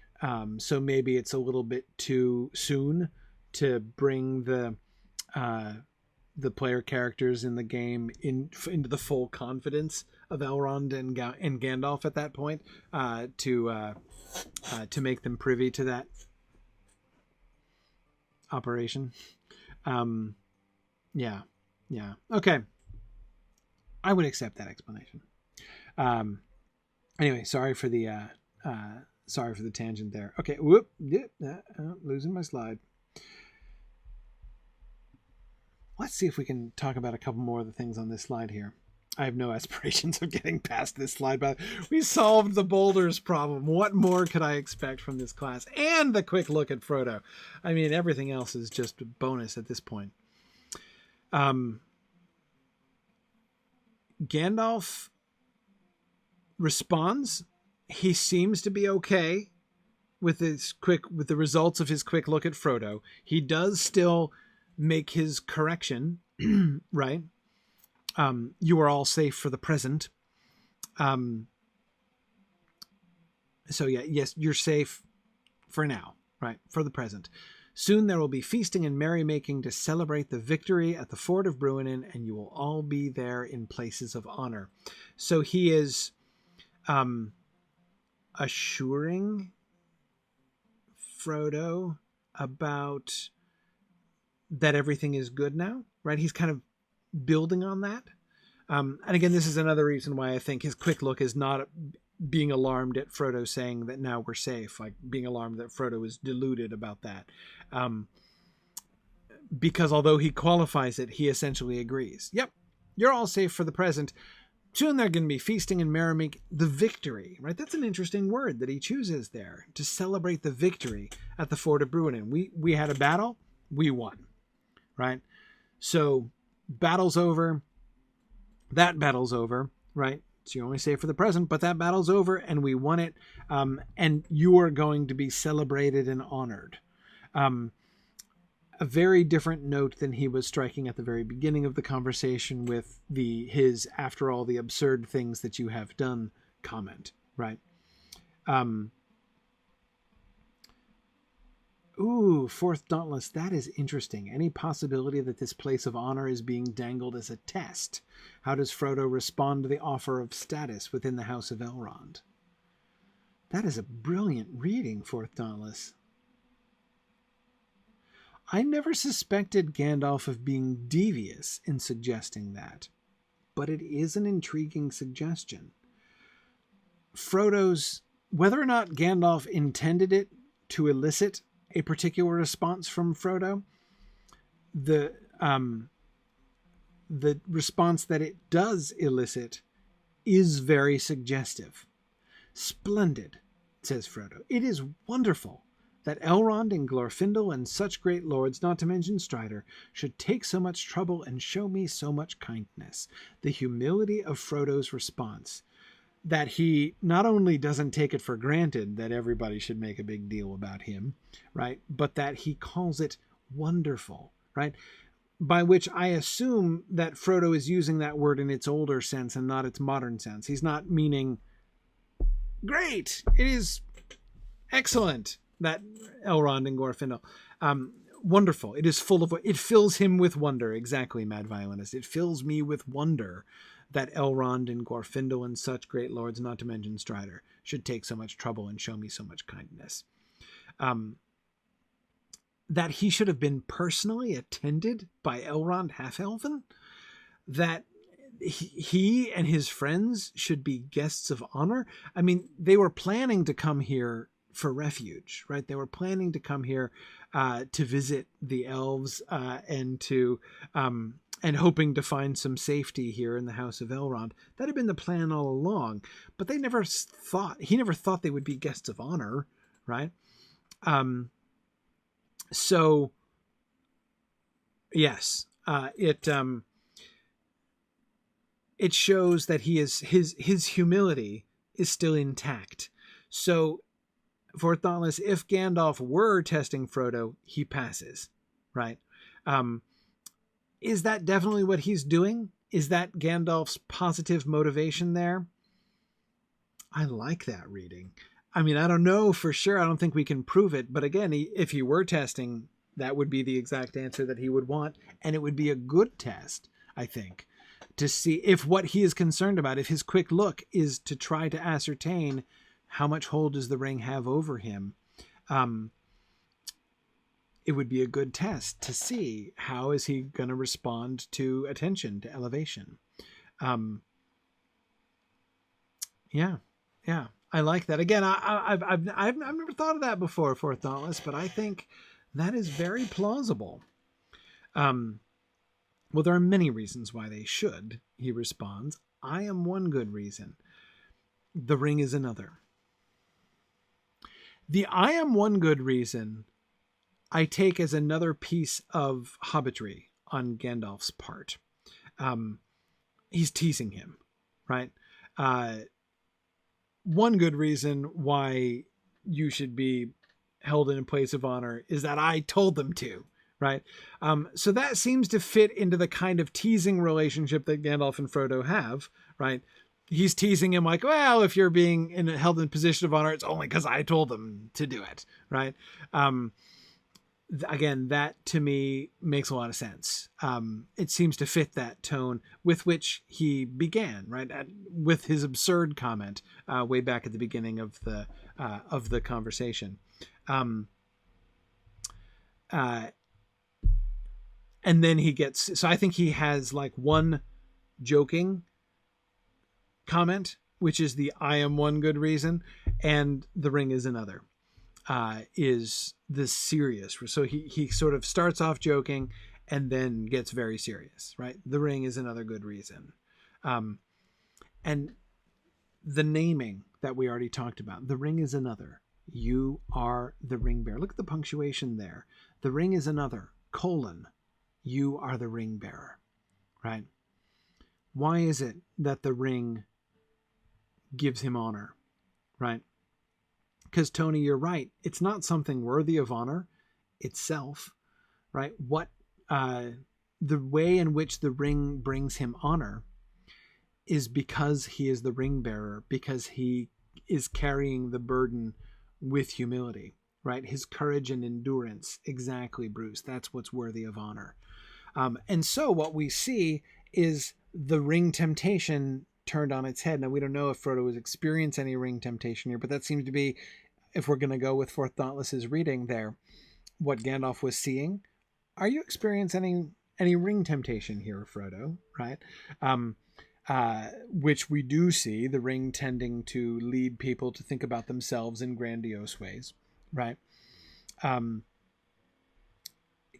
Gandalf now turns that on its head, right? By saying the reason why they should take so much trouble and show you so much kindness is that you are the ring bearer, right? Because of your sacrifice. Exactly, Arthur and Valori.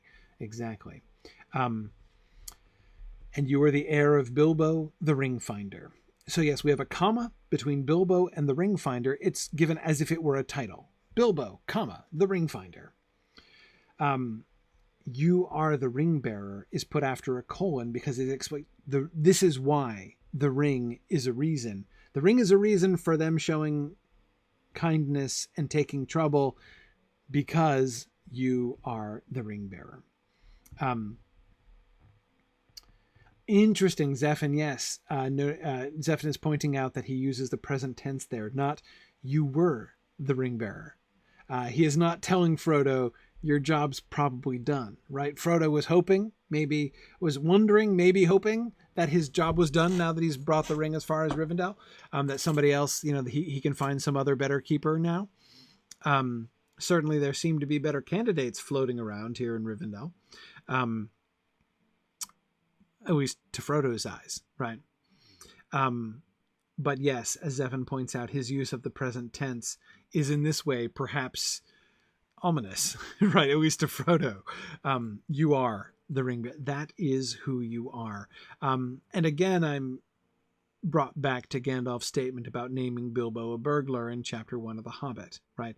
You are, if I say you are a burglar, then a burglar you are or will be when the time comes, right? So Zephin, present tense with potentially a little hint of future there, right? This is who you are. This is what your name is now. Is it like being named elf friend, Tony?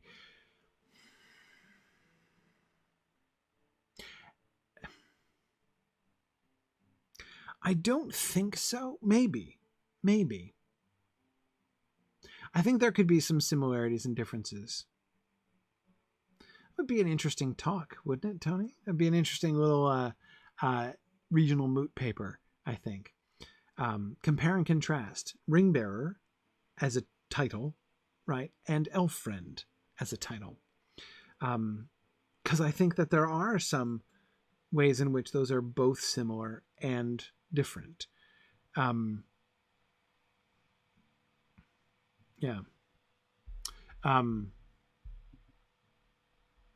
So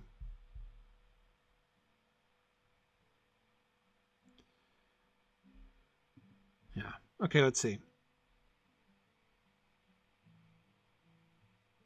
The other thing that we can see there, I think, and it's not a different thing, but another result, another conclusion that we can draw from the observation we were just making about how Gandalf is emphasizing, Frodo, what makes you a big deal is the fact that you are the ring bearer. And is to sort of emphasize this to Frodo. Here's what this means, right? You're not just Bilbo. You are the heir of Bilbo, right? And that's a big deal. But that's not. He was the ring finder. You are the ring bearer. You are the one who has taken up the burden of the ring.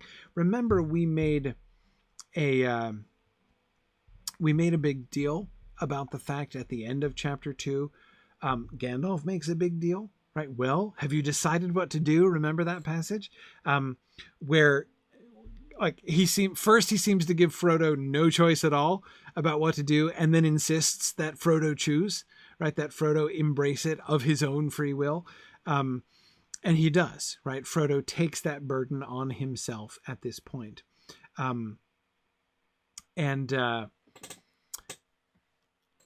At that point, that is, back in chapter 2, Gandalf seems to be emphasizing to Frodo the significance of what he has taken on himself. You have made yourself important. You are playing an important role. And what you are doing with the ring, bearing it while forbearing it, right, it makes you a big deal. It is really important. Yeah, you're right, Arden Crayon, that eventually the title of ring bearer is going to become something like a passport to leave Middle-earth. Yes, which is an interesting thing. It's one of the things I was thinking of in the back of my head when I was talking about similarities and differences with Elfriend. There are different rights, privileges, and burdens associated with being an Elfriend, certainly. Now, Chemlust asks an interesting question, or notes that he calls Bilbo the ring finder, not the ring winner, which of course is what Bilbo called himself in his conversation to Smaug. Yes, he's the finder, not the winner. Winner suggests he won it. He owns it, right? Ring winner fits in with the whole, I am trying to make my own claim to ownership of the ring without doubt, right? Whereas Gandalf is not going to play that game, right? He found the ring. That was his job, right? That's what he accomplished. But he didn't win it, right? He doesn't own it. Yeah. Well, Zephan, Smeagol would be a ring finder. He also, well, no, he didn't find the ring. He was a ring taker. Diegol was a ring finder as well, right? So notice there the parallel that if we think about it that way, Zephan, it suggests a really fascinating parallel. Bilbo and Diegol were both ring finders, right? The ring then passed from the ring finder to the person who bore the ring after them, right? But obviously an enormous difference between how the ring was passed, right? So that I think is interesting. Exactly. Isildur and Smeagol, as both Trifle and Belongspond are saying, Isildur and Smeagol qualify as ring takers. Both of them were ring takers. Yeah, exactly. And you know who else would be a ring taker? Whichever elf took it off of Frodo's body to put it on a chain, they would be ring takers as well. You want to be in that crowd? Isildur, Gollum, and you? Right? Oh, come on. Like, you want to be careful about that. JJ, yes, Sam is briefly a ring taker as well. Though, again, the difference is, unlike Isildur or Smeagol, he takes it off a corpse, or what he believes to be a corpse, right? He's not a ring taker in the same sense, because both of them, both Isildur and Gollum, basically murder the person and take the ring off of their body. That's what happened to Sauron. Sauron gets done in there He is not. It's no accident, right? Isildur loots the ring off of Sauron's corpse. Smeagol loots the ring off of Déagol's corpse. The difference there, Déagol is worse than Isildur because the desire for the ring is what led him to kill Déagol, whereas there's no reason to believe that Isildur desired the ring prior to the death of Sauron, and that was motivating him to kill Sauron, right? He had other reasons. So Sam's taking of the ring off of Frodo's body is very different. Very different. Yeah.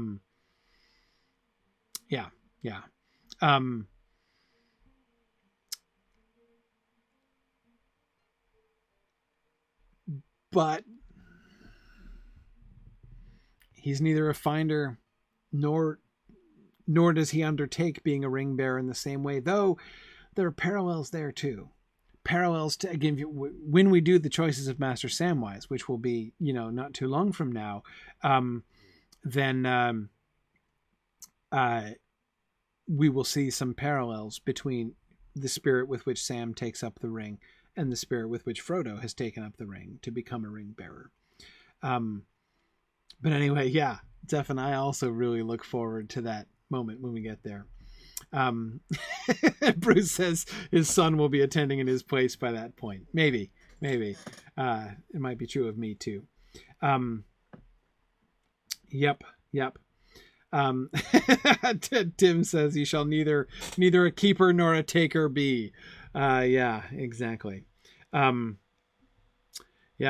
Oh, Zephyr, no, you're right. There is a lot to talk about with Sam taking the ring. A lot to talk about. And let's leave it for that, because we need to be looking at those passages when we talk about that. Last thing, and we're almost done here. Dear Bilbo, I wonder where he is. I wish he was here and could hear all about it. It would have made him laugh. The cow jumped over the moon and the poor old troll. I think we talked about this briefly before. The question of how does Frodo not know Bilbo is in Rivendell? Bilbo didn't write home.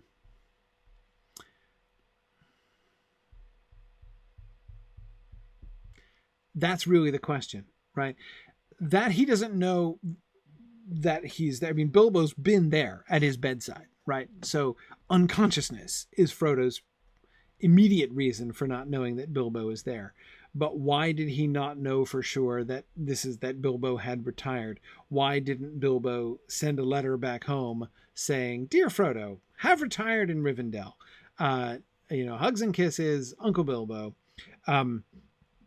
That's, I think, the bigger question. Frodo's wish that Bilbo was there does, to me, imply that he at least, if he had been asked to list places where he thought Bilbo probably was, this would have been really high on his list, right? But Belori says Bilbo's got some cheek after teasing his no, who is it who doesn't answer letters? Yeah, I'm forgetting exactly who that was, but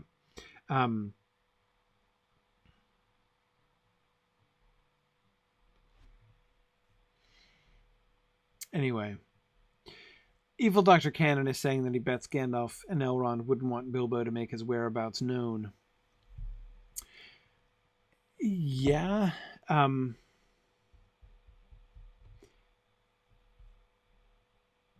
Gandalf could have mentioned it.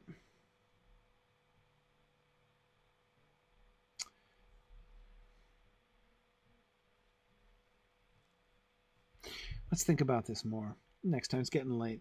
And I don't want to go too late here. It's Milo Burrows who never answers letters. Okay, there you go.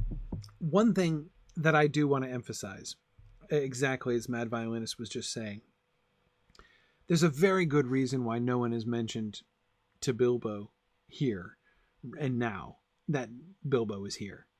And that's, they don't want to spoil the surprise, right?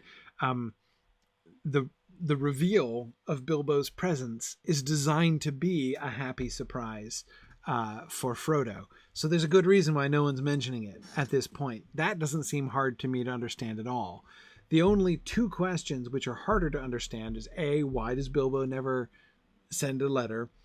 Which I do think would be possible. There are enough people from Rivendell, Gandalf at least, who heads off in that direction, that it could have happened. And secondly, why doesn't Gandalf ever mention it, right? When Frodo says, oh, we could go to Rivendell, why doesn't Gandalf say then, yeah, Bilbo's there, right? You should go visit Bilbo. I'm not sure I know exactly the answer to those things. Secrecy is one thing. It's mostly for Bilbo's sake that they wanted to make sure to keep him separate from Frodo. Maybe that's why.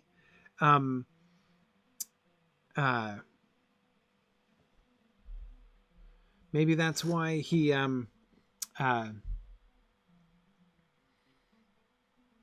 maybe it's not to protect Frodo, but to protect Bilbo. That Bilbo was never allowed to send letters back to Frodo, because they want Bilbo to make a clean break with the Shire and Frodo and the Ring.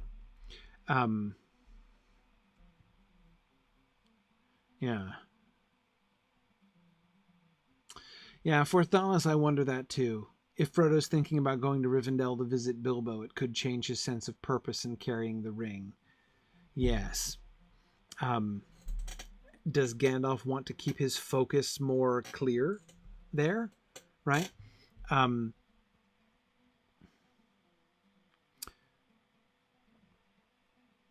Gandalf sees that the resolution that Frodo has made, right? To take the ring and carry it to Rivendell needs to stand on its own, right? If he has a personal desire in the journey, which is kind of influencing him,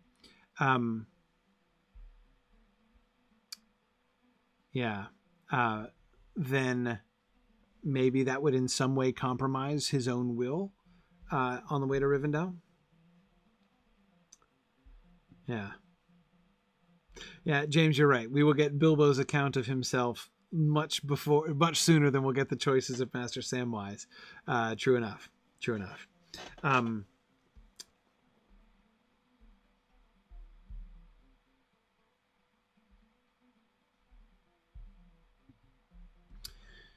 Yeah. Okay. Well, we'll come back to this. I will. Sorry, Bruce, the observation that you were making before. It is really interesting that the last two things that Frodo says before he falls asleep are essentially references to two songs. Now, the second one is indirect, right? The poor old troll is a reference to the stone trolls that they saw, Bilbo's trolls. But the fact that the troll is singular and the poor old troll makes it sound like it is a reference to the poem that Sam sang and not to the stone trolls that they saw, right? And I wonder, it would have made him laugh that he could hear all about it. So he's imagining telling Bilbo. And it does not seem to me at all strange that the things in his half-sleeping state, right, as he's falling asleep here, that the two things that he imagines first telling Bilbo about are the two songs, right? The song that he sang in Bree and the song that Sam sang.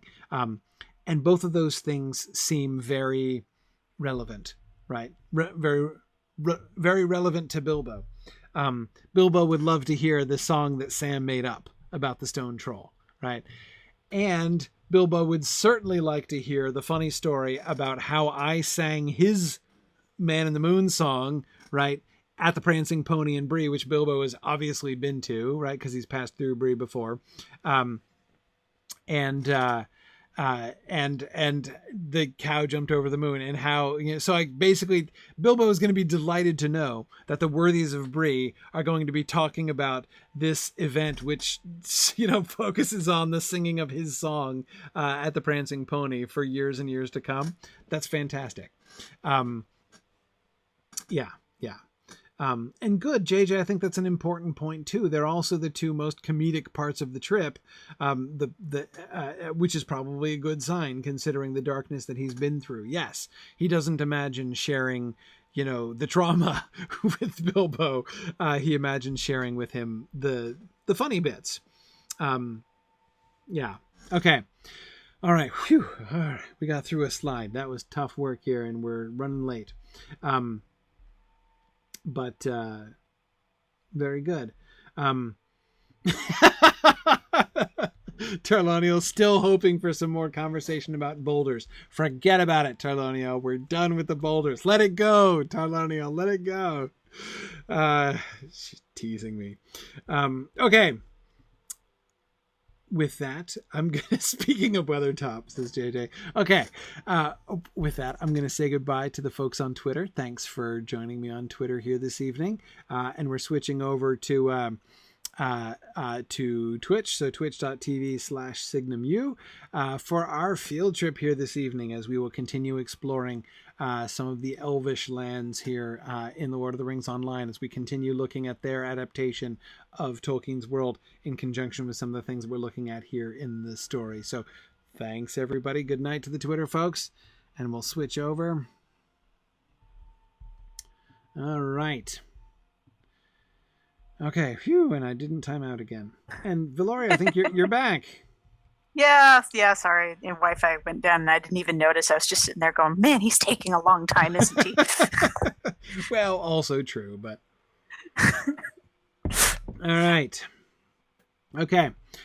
So we're going to we started at Celondim last time, and we're going to go back to Celondim this time, which is probably good, as there are probably lower level folks here, because we're including me on ours. So going to a starter area seems like a good plan here tonight.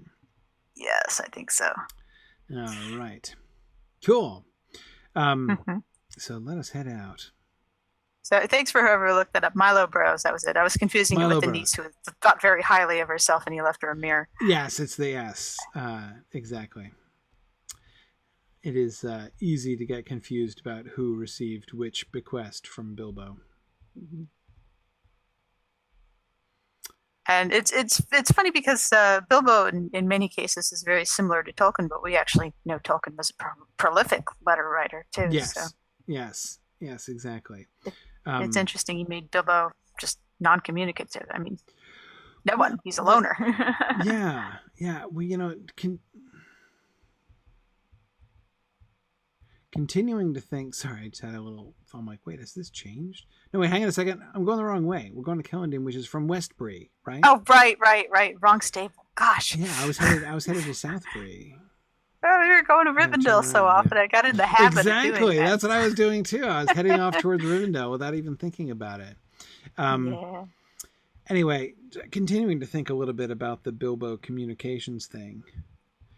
The more I think about it, the one thing that we do know for sure is that they were trying to keep Bilbo away from the ring. Like there's an obvious recidivism risk with Bilbo, right? I mean, that's different kind of conspiracy there. Yes, exactly.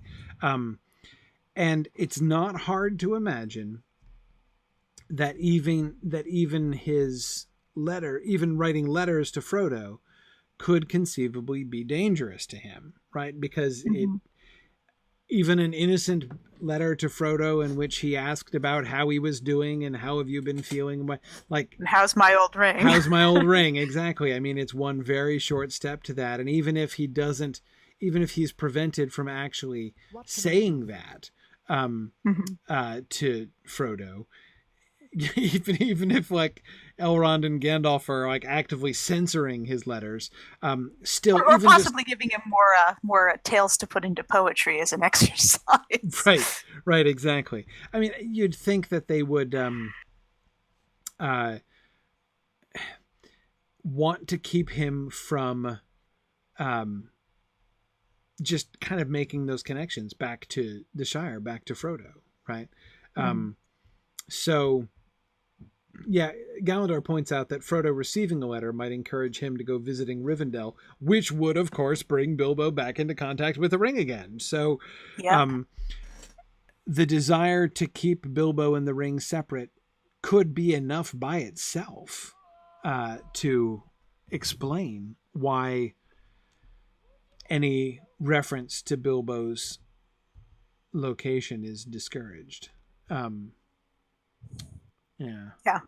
I think so. But also you get the feeling with Bilbo having no real connection to anyone or stuff like that, it wouldn't be that hard to leave off letter writing for him anyway, because in a place like Rivendell where, everyone stays up all hours and one day sort of blends into the next, you can definitely say he's like, oh, I'll write Frodo a letter, and now a week's gone by, and I guess I'll write it next week. Right. Yeah. That could easily happen. Even Bilbo, I think, wanting to kind of make a clean break from the Shire. Belangsmond was suggesting that was it Belangsmond? Yes. Was still thinking that Bilbo wants his vanishing joke to hold up, and is worried that if he did write to Frodo, somebody would read his mail. Oh yeah, in towns like that, basically the mailbag was hung on a little nail in the center of town, and everybody has to. Well, this one they have established postmen at least, but right, exactly. Yeah, you can bet if there was a letter from Bilbo, it'd be around the town before it got up the hill. Now, it could be privately delivered by Gandalf, but again, it seems to me to be against the general project of separating the two of them. So yeah, the more I think about that, the more sense that seems to me to make. Yeah, sure does. But anyway, all right, let us look around Celondim a bit. We got here now. First of all, let me immediately say that Celondim is one of those Elvish names that I have a really hard time putting the stress on the penultimate syllable like you're supposed to. Celondim. In fact, I have a really hard time doing it with almost every Elvish name that starts with a hard C. Because it's a hard C, I always want to put the stress on the syllable with the hard C.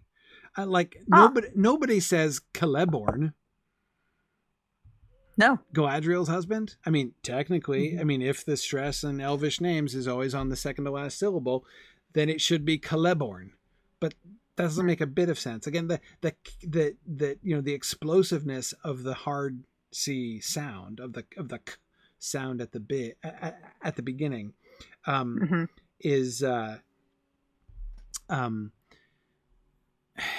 again, that's feels to me like it needs the stress, right? So I almost always, whenever I get especially like Celeborn, right, a 3-syllable name with the hard C at the beginning, I always do that.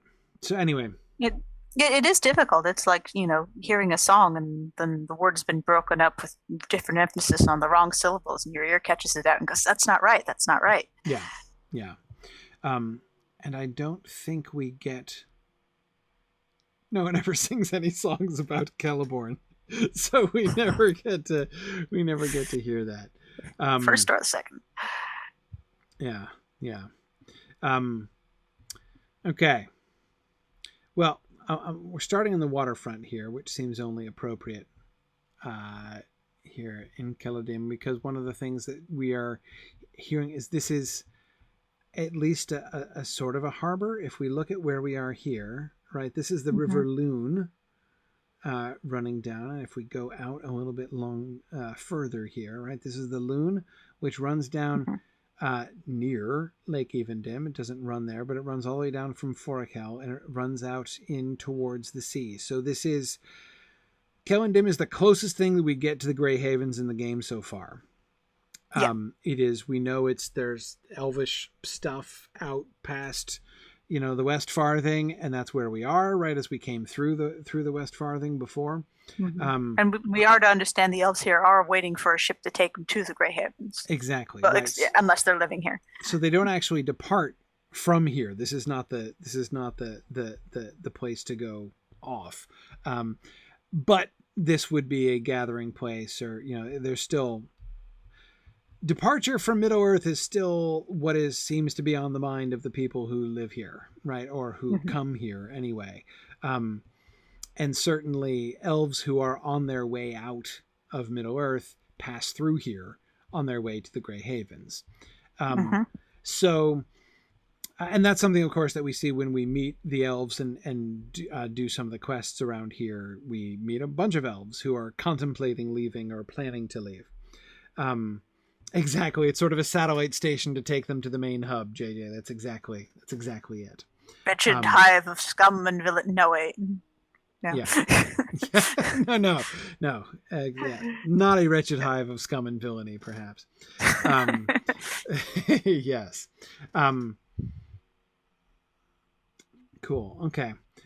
Hey, Taweth, I'm not sure, but at some point we'll explore the area here, and I will be interested. You can help me to remember, Taweth, to make sure that we get up to the Ward Spire and try to see if we can see.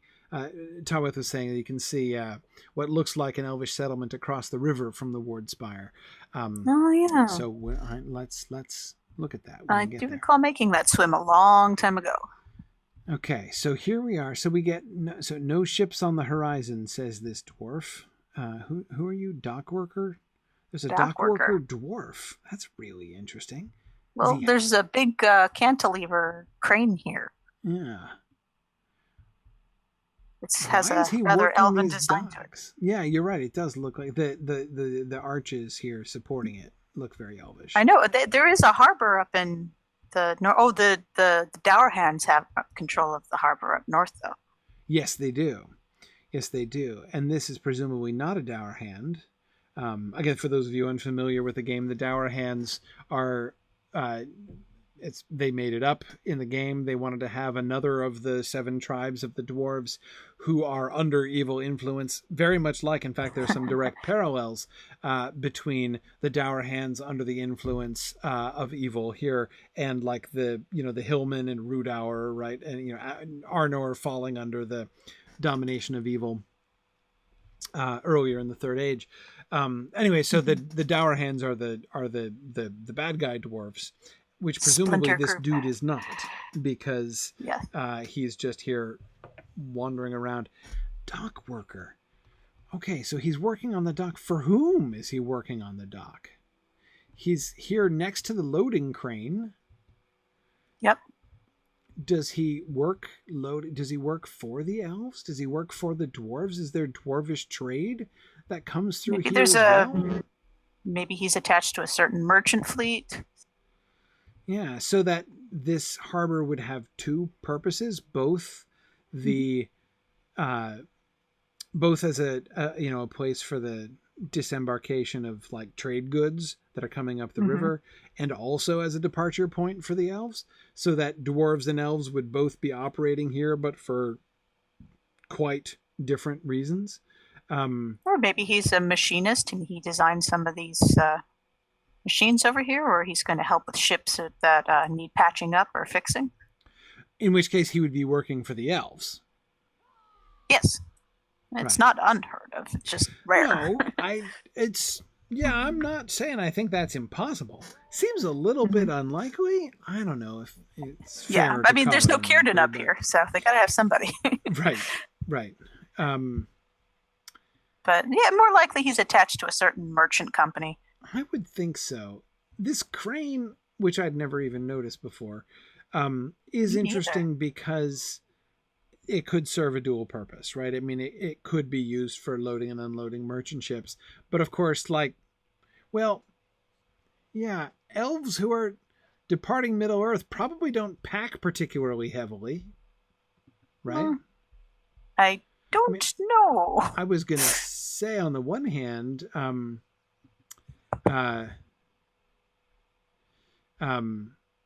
they take it with them? Wow. Gosh, talk about a question I've never asked myself before. Do the elves who leave Middle-earth pack? Do they just leave Maybe everything get to, behind? well, know how long the voyage is. I mean, I'm sure there might be a different climes as you're traveling through the ionosphere and stuff, Bring a sweater. Bring a sweater, yeah, exactly. Yeah, because you see, And food. You need food. It is not obvious that it takes any serious quantity of time to sail to Valinor, as Valinor is not a merely geographical distance away. But that's true, but I'm not so certain of the distance since they, reconnected it.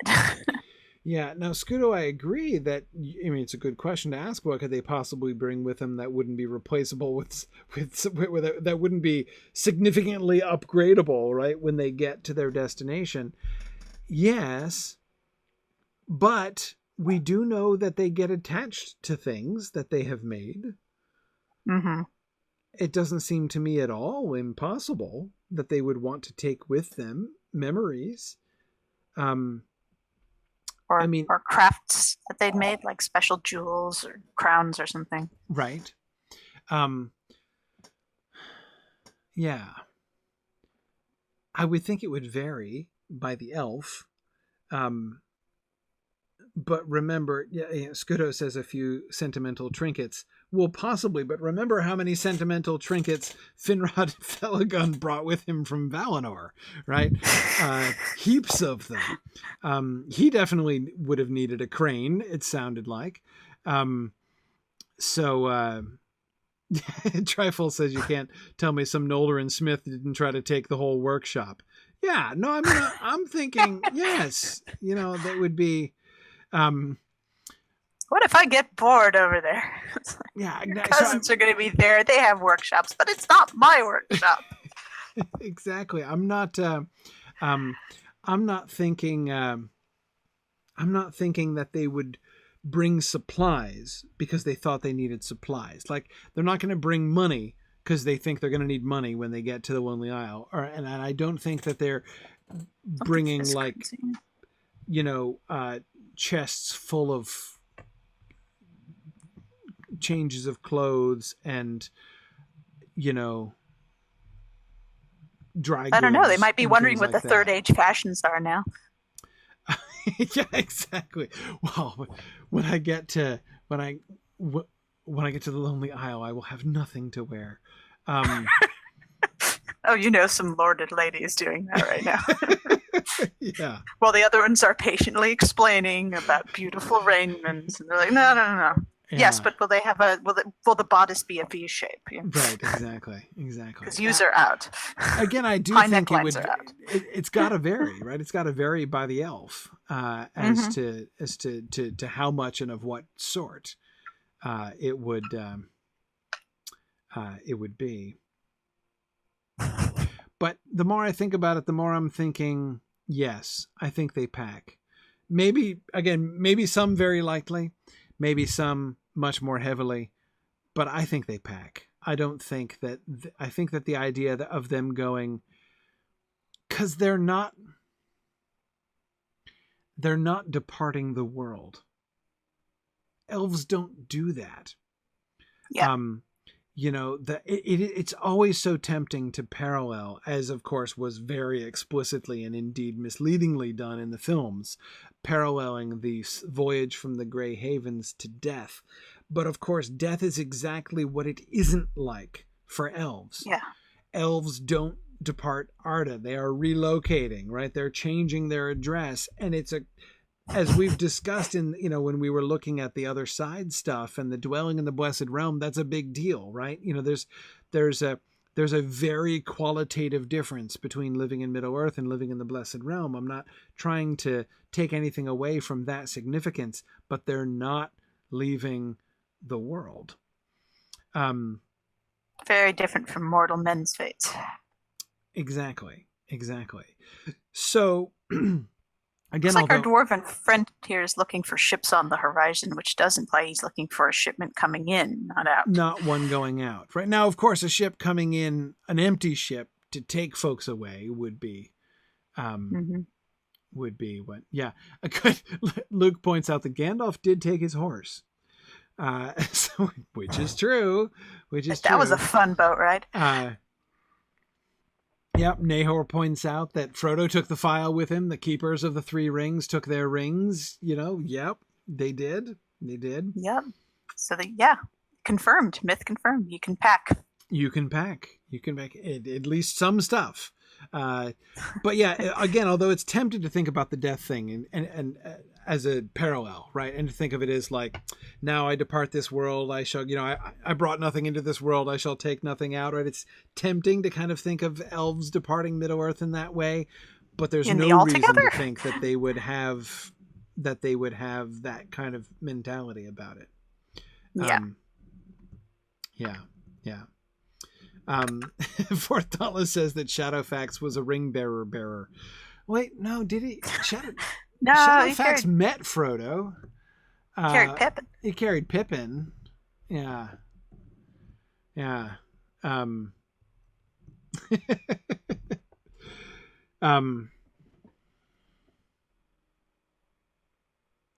Well, I'm not sure. A couple people are talking about, Katrana was asking about, are the three rings just jewelry by that point?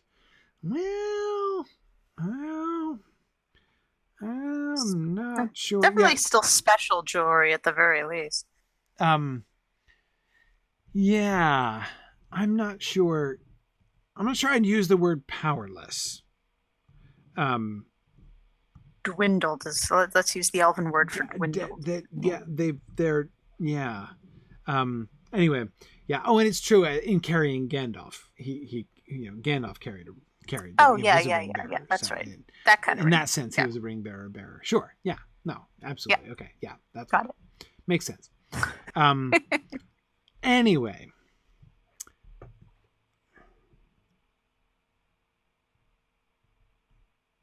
Yep. I think elves pack. Somebody was saying that there's no reference to a pack train with Elrond and Galadriel. Well, no, there wasn't. But he didn't say there wasn't one either. There's a pretty big procession that they meet. Frodo, and the description focuses on the people that are there and not, any pack train that there might be behind them. But they had to have had a pack train. I mean, they were riding across. I mean, the ride from Rivendell to the Grey Havens is substantial, right? So they had delicious bread. Where did that come from? Exactly, right. They would absolutely need food and supplies for the journey at least. So they had to have had some kind of pack train, which means a pack train existed. So who knows? And remember, we're not at the Grey Havens yet. We're just at one of the ports of call. Exactly. So. This is even further out than this. Okay. Well, this is a long digression. There might be supplies that are going south. This is a long digression from the presence of a crane. But nevertheless, as only we can. If we start going one slide at a time per class and like one pier at a time in the harbor, we're going to be in Celondim almost as long as we're going to be in Rivendell in the text. We'll have to cover 1 cubic foot at a time. Exactly. Is that a cat? Okay, that's a cat wandering. Yeah. Catching harbor rats and mice and stuff. There we go. That's good. I love that cat. Preventing the Black Death, one rat at a time. Okay. Elven rope. So, I love the potted trees. I love the potted trees on the pier. This is lovely. This has to be like a departure platform, right? It's a gazebo. Another elven gazebo. Well, it's half a gazebo. It's like an elvish demi gazebo on the water, right? This looks like the place where you stand and wave to the people who are leaving. Yeah, exactly. So I think the next pier over where the dwarf is going back and forth and where the crane is, that's where merchant ships come in. Because also the elves of Celondim need to get supplies from somewhere, so that they would avail themselves of, merchant travel. And plus, again, when you look at the map, the River Lune is the largest river in this entire region. I mean, this is a major. It's got to be a major trade route, right? Also, some of these elves are labeled fishermen, so there are boats coming in out of here every day. There'll be that too. Exactly. Thunder and lightning. Inclement weather, all ashore. Oh no. Is there Is there glass? Trifle? Where? You're right. Look up. You can see the raindrops falling. There's glass in there. No way. Oh, there is. Yeah, you can see the raindrops hitting. That's nice. Wow. Thanks for pointing that A out, gazebo Trifle. I that wouldn't have actually noticed that. provides shelter. Another elven rarity. Yeah. Yeah. I Anyway. suppose this close to the river, they have to take on more weather. Right. Oh, that's good. At least we're all standing under there. And, So you see, can we kind of have see this the shipwreck from here. We have this glassed-in departure spot. No, this is the this makes perfect sense of it, right? Again, that pier is the merchant pier. This pier is the departing from loved ones pier. This is the elves setting off for the Grey Havens pier. Is that a human in that boat? Yep, it says sailor. It's easier to get to his boat from the other side, guys. Are you trying to jump onto his boat? Yeah. Yeah, you can do it.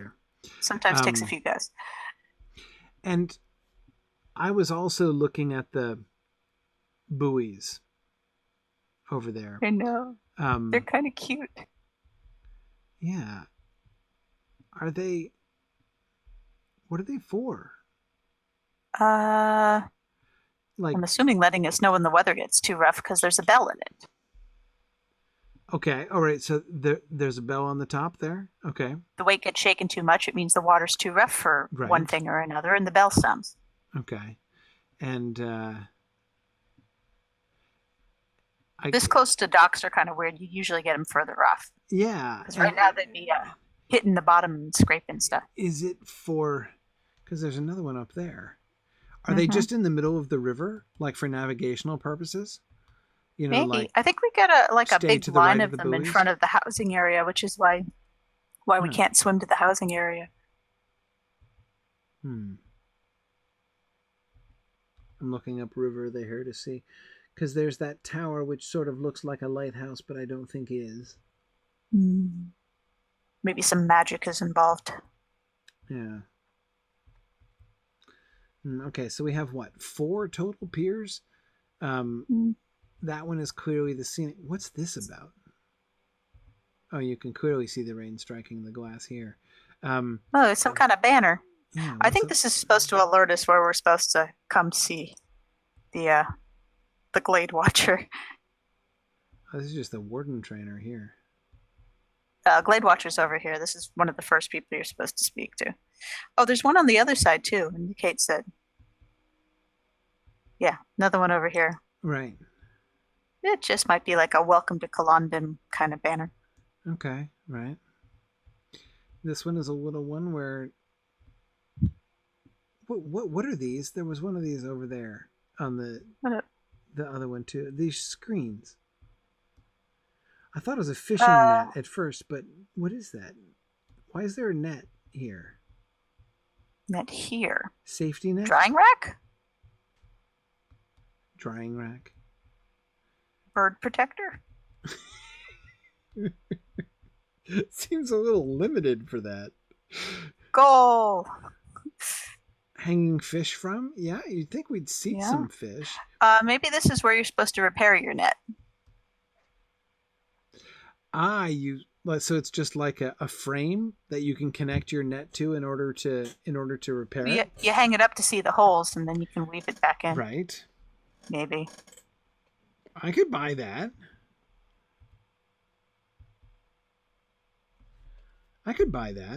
It does look like a fishing net. I mean, it's just cord tied. It looks a bit like a permanent installation, but maybe, that's just appearances. Right. Okay, I can go with that. So, fishing. So again, we have the utility docks are fishing related. Oh, look at the stuff that's underwater. Look how ornate that is, just to be buried in water and rot away. Where? Look, you can see if you stand where I'm standing and look into the water. You can see just how ornate all these platforms, the little Oh, platform right. pillows Yeah, the what's the word? Bollards? Is that the word? I'm actually at a loss on that one. The elvish bollards. Yeah. Piles. There's more decoration. Piles? Oh, piles. Thank you. Yes. Thank you. Some of them are I wanted reflections. to say pylon, and I knew that wasn't right. Some of them are reflections, but not all of them. Mm-hmm. Like these two right here and those two right there are not reflections. A lot of this is though, and yeah, it's fancier than the stuff above the water. Pilings, yeah, right. Yeah, it is. It's very like the. Yeah, I think you have to have water a certain setting of certain water render setting turned off so you can see it more clearly. Yeah.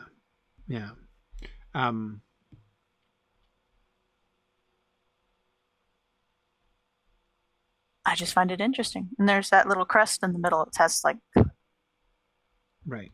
Some sort of decoration in the middle. I think it looks the same thing that's on the banners over here. Right, and this is really just a design. Yeah. Doesn't seem to be representational. No, it's definitely some sort of not work dealy. Yeah. Okay, and the dock we skipped. I went right to that middle one for some reason.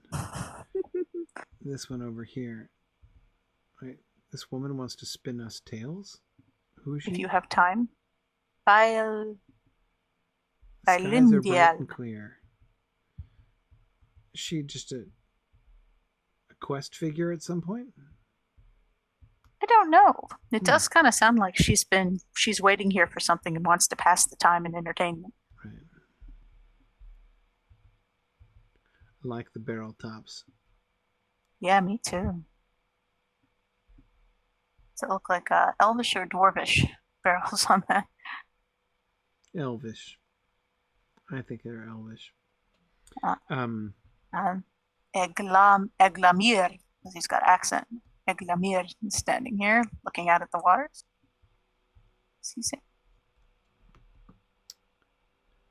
Oh, sorry, I was looking at fishermen over there, but that's obviously. Oh, Salvia says that the one asking to spin a tale is part of a minstrel quest. Aha. That makes sense.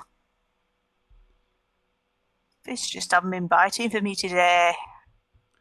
Okay, so two fishermen. Both yeah, exactly. Both of these are named fishermen, so it's like which of these things is not like the other? First of all, one of them is an elf. The other does appear to be human. Where are the men from? Maybe. Good question. Bree, maybe? I guess they'd have to be.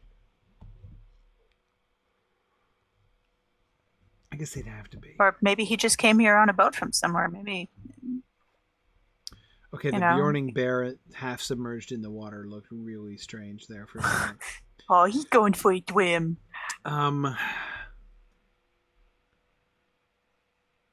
guess there could be humans out here. I think he could have come from, like, Dol Amroth or something even. I don't know. Be hard to travel that far. I think so, but yeah, I would think it more likely that it's like some kind of... They missed the boat to Numenor. Yeah, he's just been fishing here this whole time. Oh, yeah, he could be in disguise. Yeah. Ranger incognito. No, he's got ginger hair, not black hair. Right. But, the elvish fisherman seems to be missing a little something. Like a fishing pole and bait and tackle and clothes that could withstand water. For instance. He's just standing there with his hands behind his back like, I'm supervising. He's fishing and I'm supervising. I'll let you know when you're getting it wrong. Why, thanks, pal. Yeah. Yeah, these two have probably entered into an unequal business partnership here in their fishing. Probably an Abbott and Costello routine in the making right here. And is this a very large coil of rope? Something like that, or maybe a woven basket. That's what I'm trying Maybe to it's where figure his out. fish are going. Maybe there's like water and Is maybe that ice full in there or of something. fish? My goodness. In which case, maybe we should give more credit to the supervisor than I was thinking, because that's a lot of fish. Or he's sitting on it so the other fisherman will know to mind his own business and get his own fish. It does look like an ottoman, Tawith. Well, I have to say, Yeah, at least the supervisor is standing. If he definitely were a sitting crate and the and other barrel fishermen option here. were yeah, exactly, a crate and barrel option. If the redhead fisherman were standing and the other guy were sitting there watching him, I think it would be even worse. But no, it's just he looks so officious with his hands at his pose. You know, exactly, it's the hands posture that makes him look yes particularly questionable. It's a beautiful rowboat. I love the carving on the blades of the oars. Yeah, it looks like a leaf with the way the bow's curved. Not as leaf-like, not as exquisitely leaf-like as the paddles to the Lorien boats, but lovely carved paddles. Even the color of them is nice. Right? I like the little hooked prow, which is probably functional, though also decorative, right? It can probably be towed maybe by the prow of the little boat. But yeah, it definitely looks like maybe it could be hooked up in a train or something like that. Right. If you have several boats of this time all like in a row, maybe they could like form some sort of hooked train or something. Yeah. Don't know what the advantage of that would be though. Yeah. Exactly. I know very little about boating. I am afraid of small boats. Right. Oh, hi, Bram. Good morning. Joining me from the Netherlands. Got to meet him over there at Nadermoot. That was great. Hello. It's always fun, though. Like, no offense, Bram, but I always know, like, when it's late enough that like the Europeans are waking up and joining me is kind of like one of the ways I know that it's probably time to stop. Not that I'm avoiding you or anything, but it's kind of a tip that maybe it's time I should think about stopping. Well, anyway, we looked at all 4 of the docks. So that was some serious progress here today. So I think next week we will move away from the river and look at the rest of the... Boy, the rain is really coming down. It is pouring here in Killendim today. Yep. Bucketing down. Yeah, so we'll look at some of these other structures here around the hillside and see if we can make any sense of the terrain and the city here. But the sea, Corey, it calls to me. I know. Well, it was clearly calling to us today as we spent the whole time out there here today. But cool. Anyway, all right. Thanks, everybody. Thanks for your patience. It's been a long time here this evening. Always fun to have everybody with us here as usual. And Valori, thanks, of course, for joining me in my field trip discussion. Always appreciate that. Oh, my pleasure. And we'll see everybody. I should be back next week. No disruptions that I can foresee here. So I'll be gone the rest of this week. This is my last broadcast this week. But next week we'll be back for Exploring the Lord of the Rings and the rest of everything as usual next week. So thanks, everybody. Good night. Good night. Thanks for joining me on this epic exploration of The Lord of the Rings and of Standing Stone's video adaptation of Tolkien's story. If you are having even half the fun I'm having on this journey, I hope you will consider supporting the project by donating at signumuniversity.org/fund.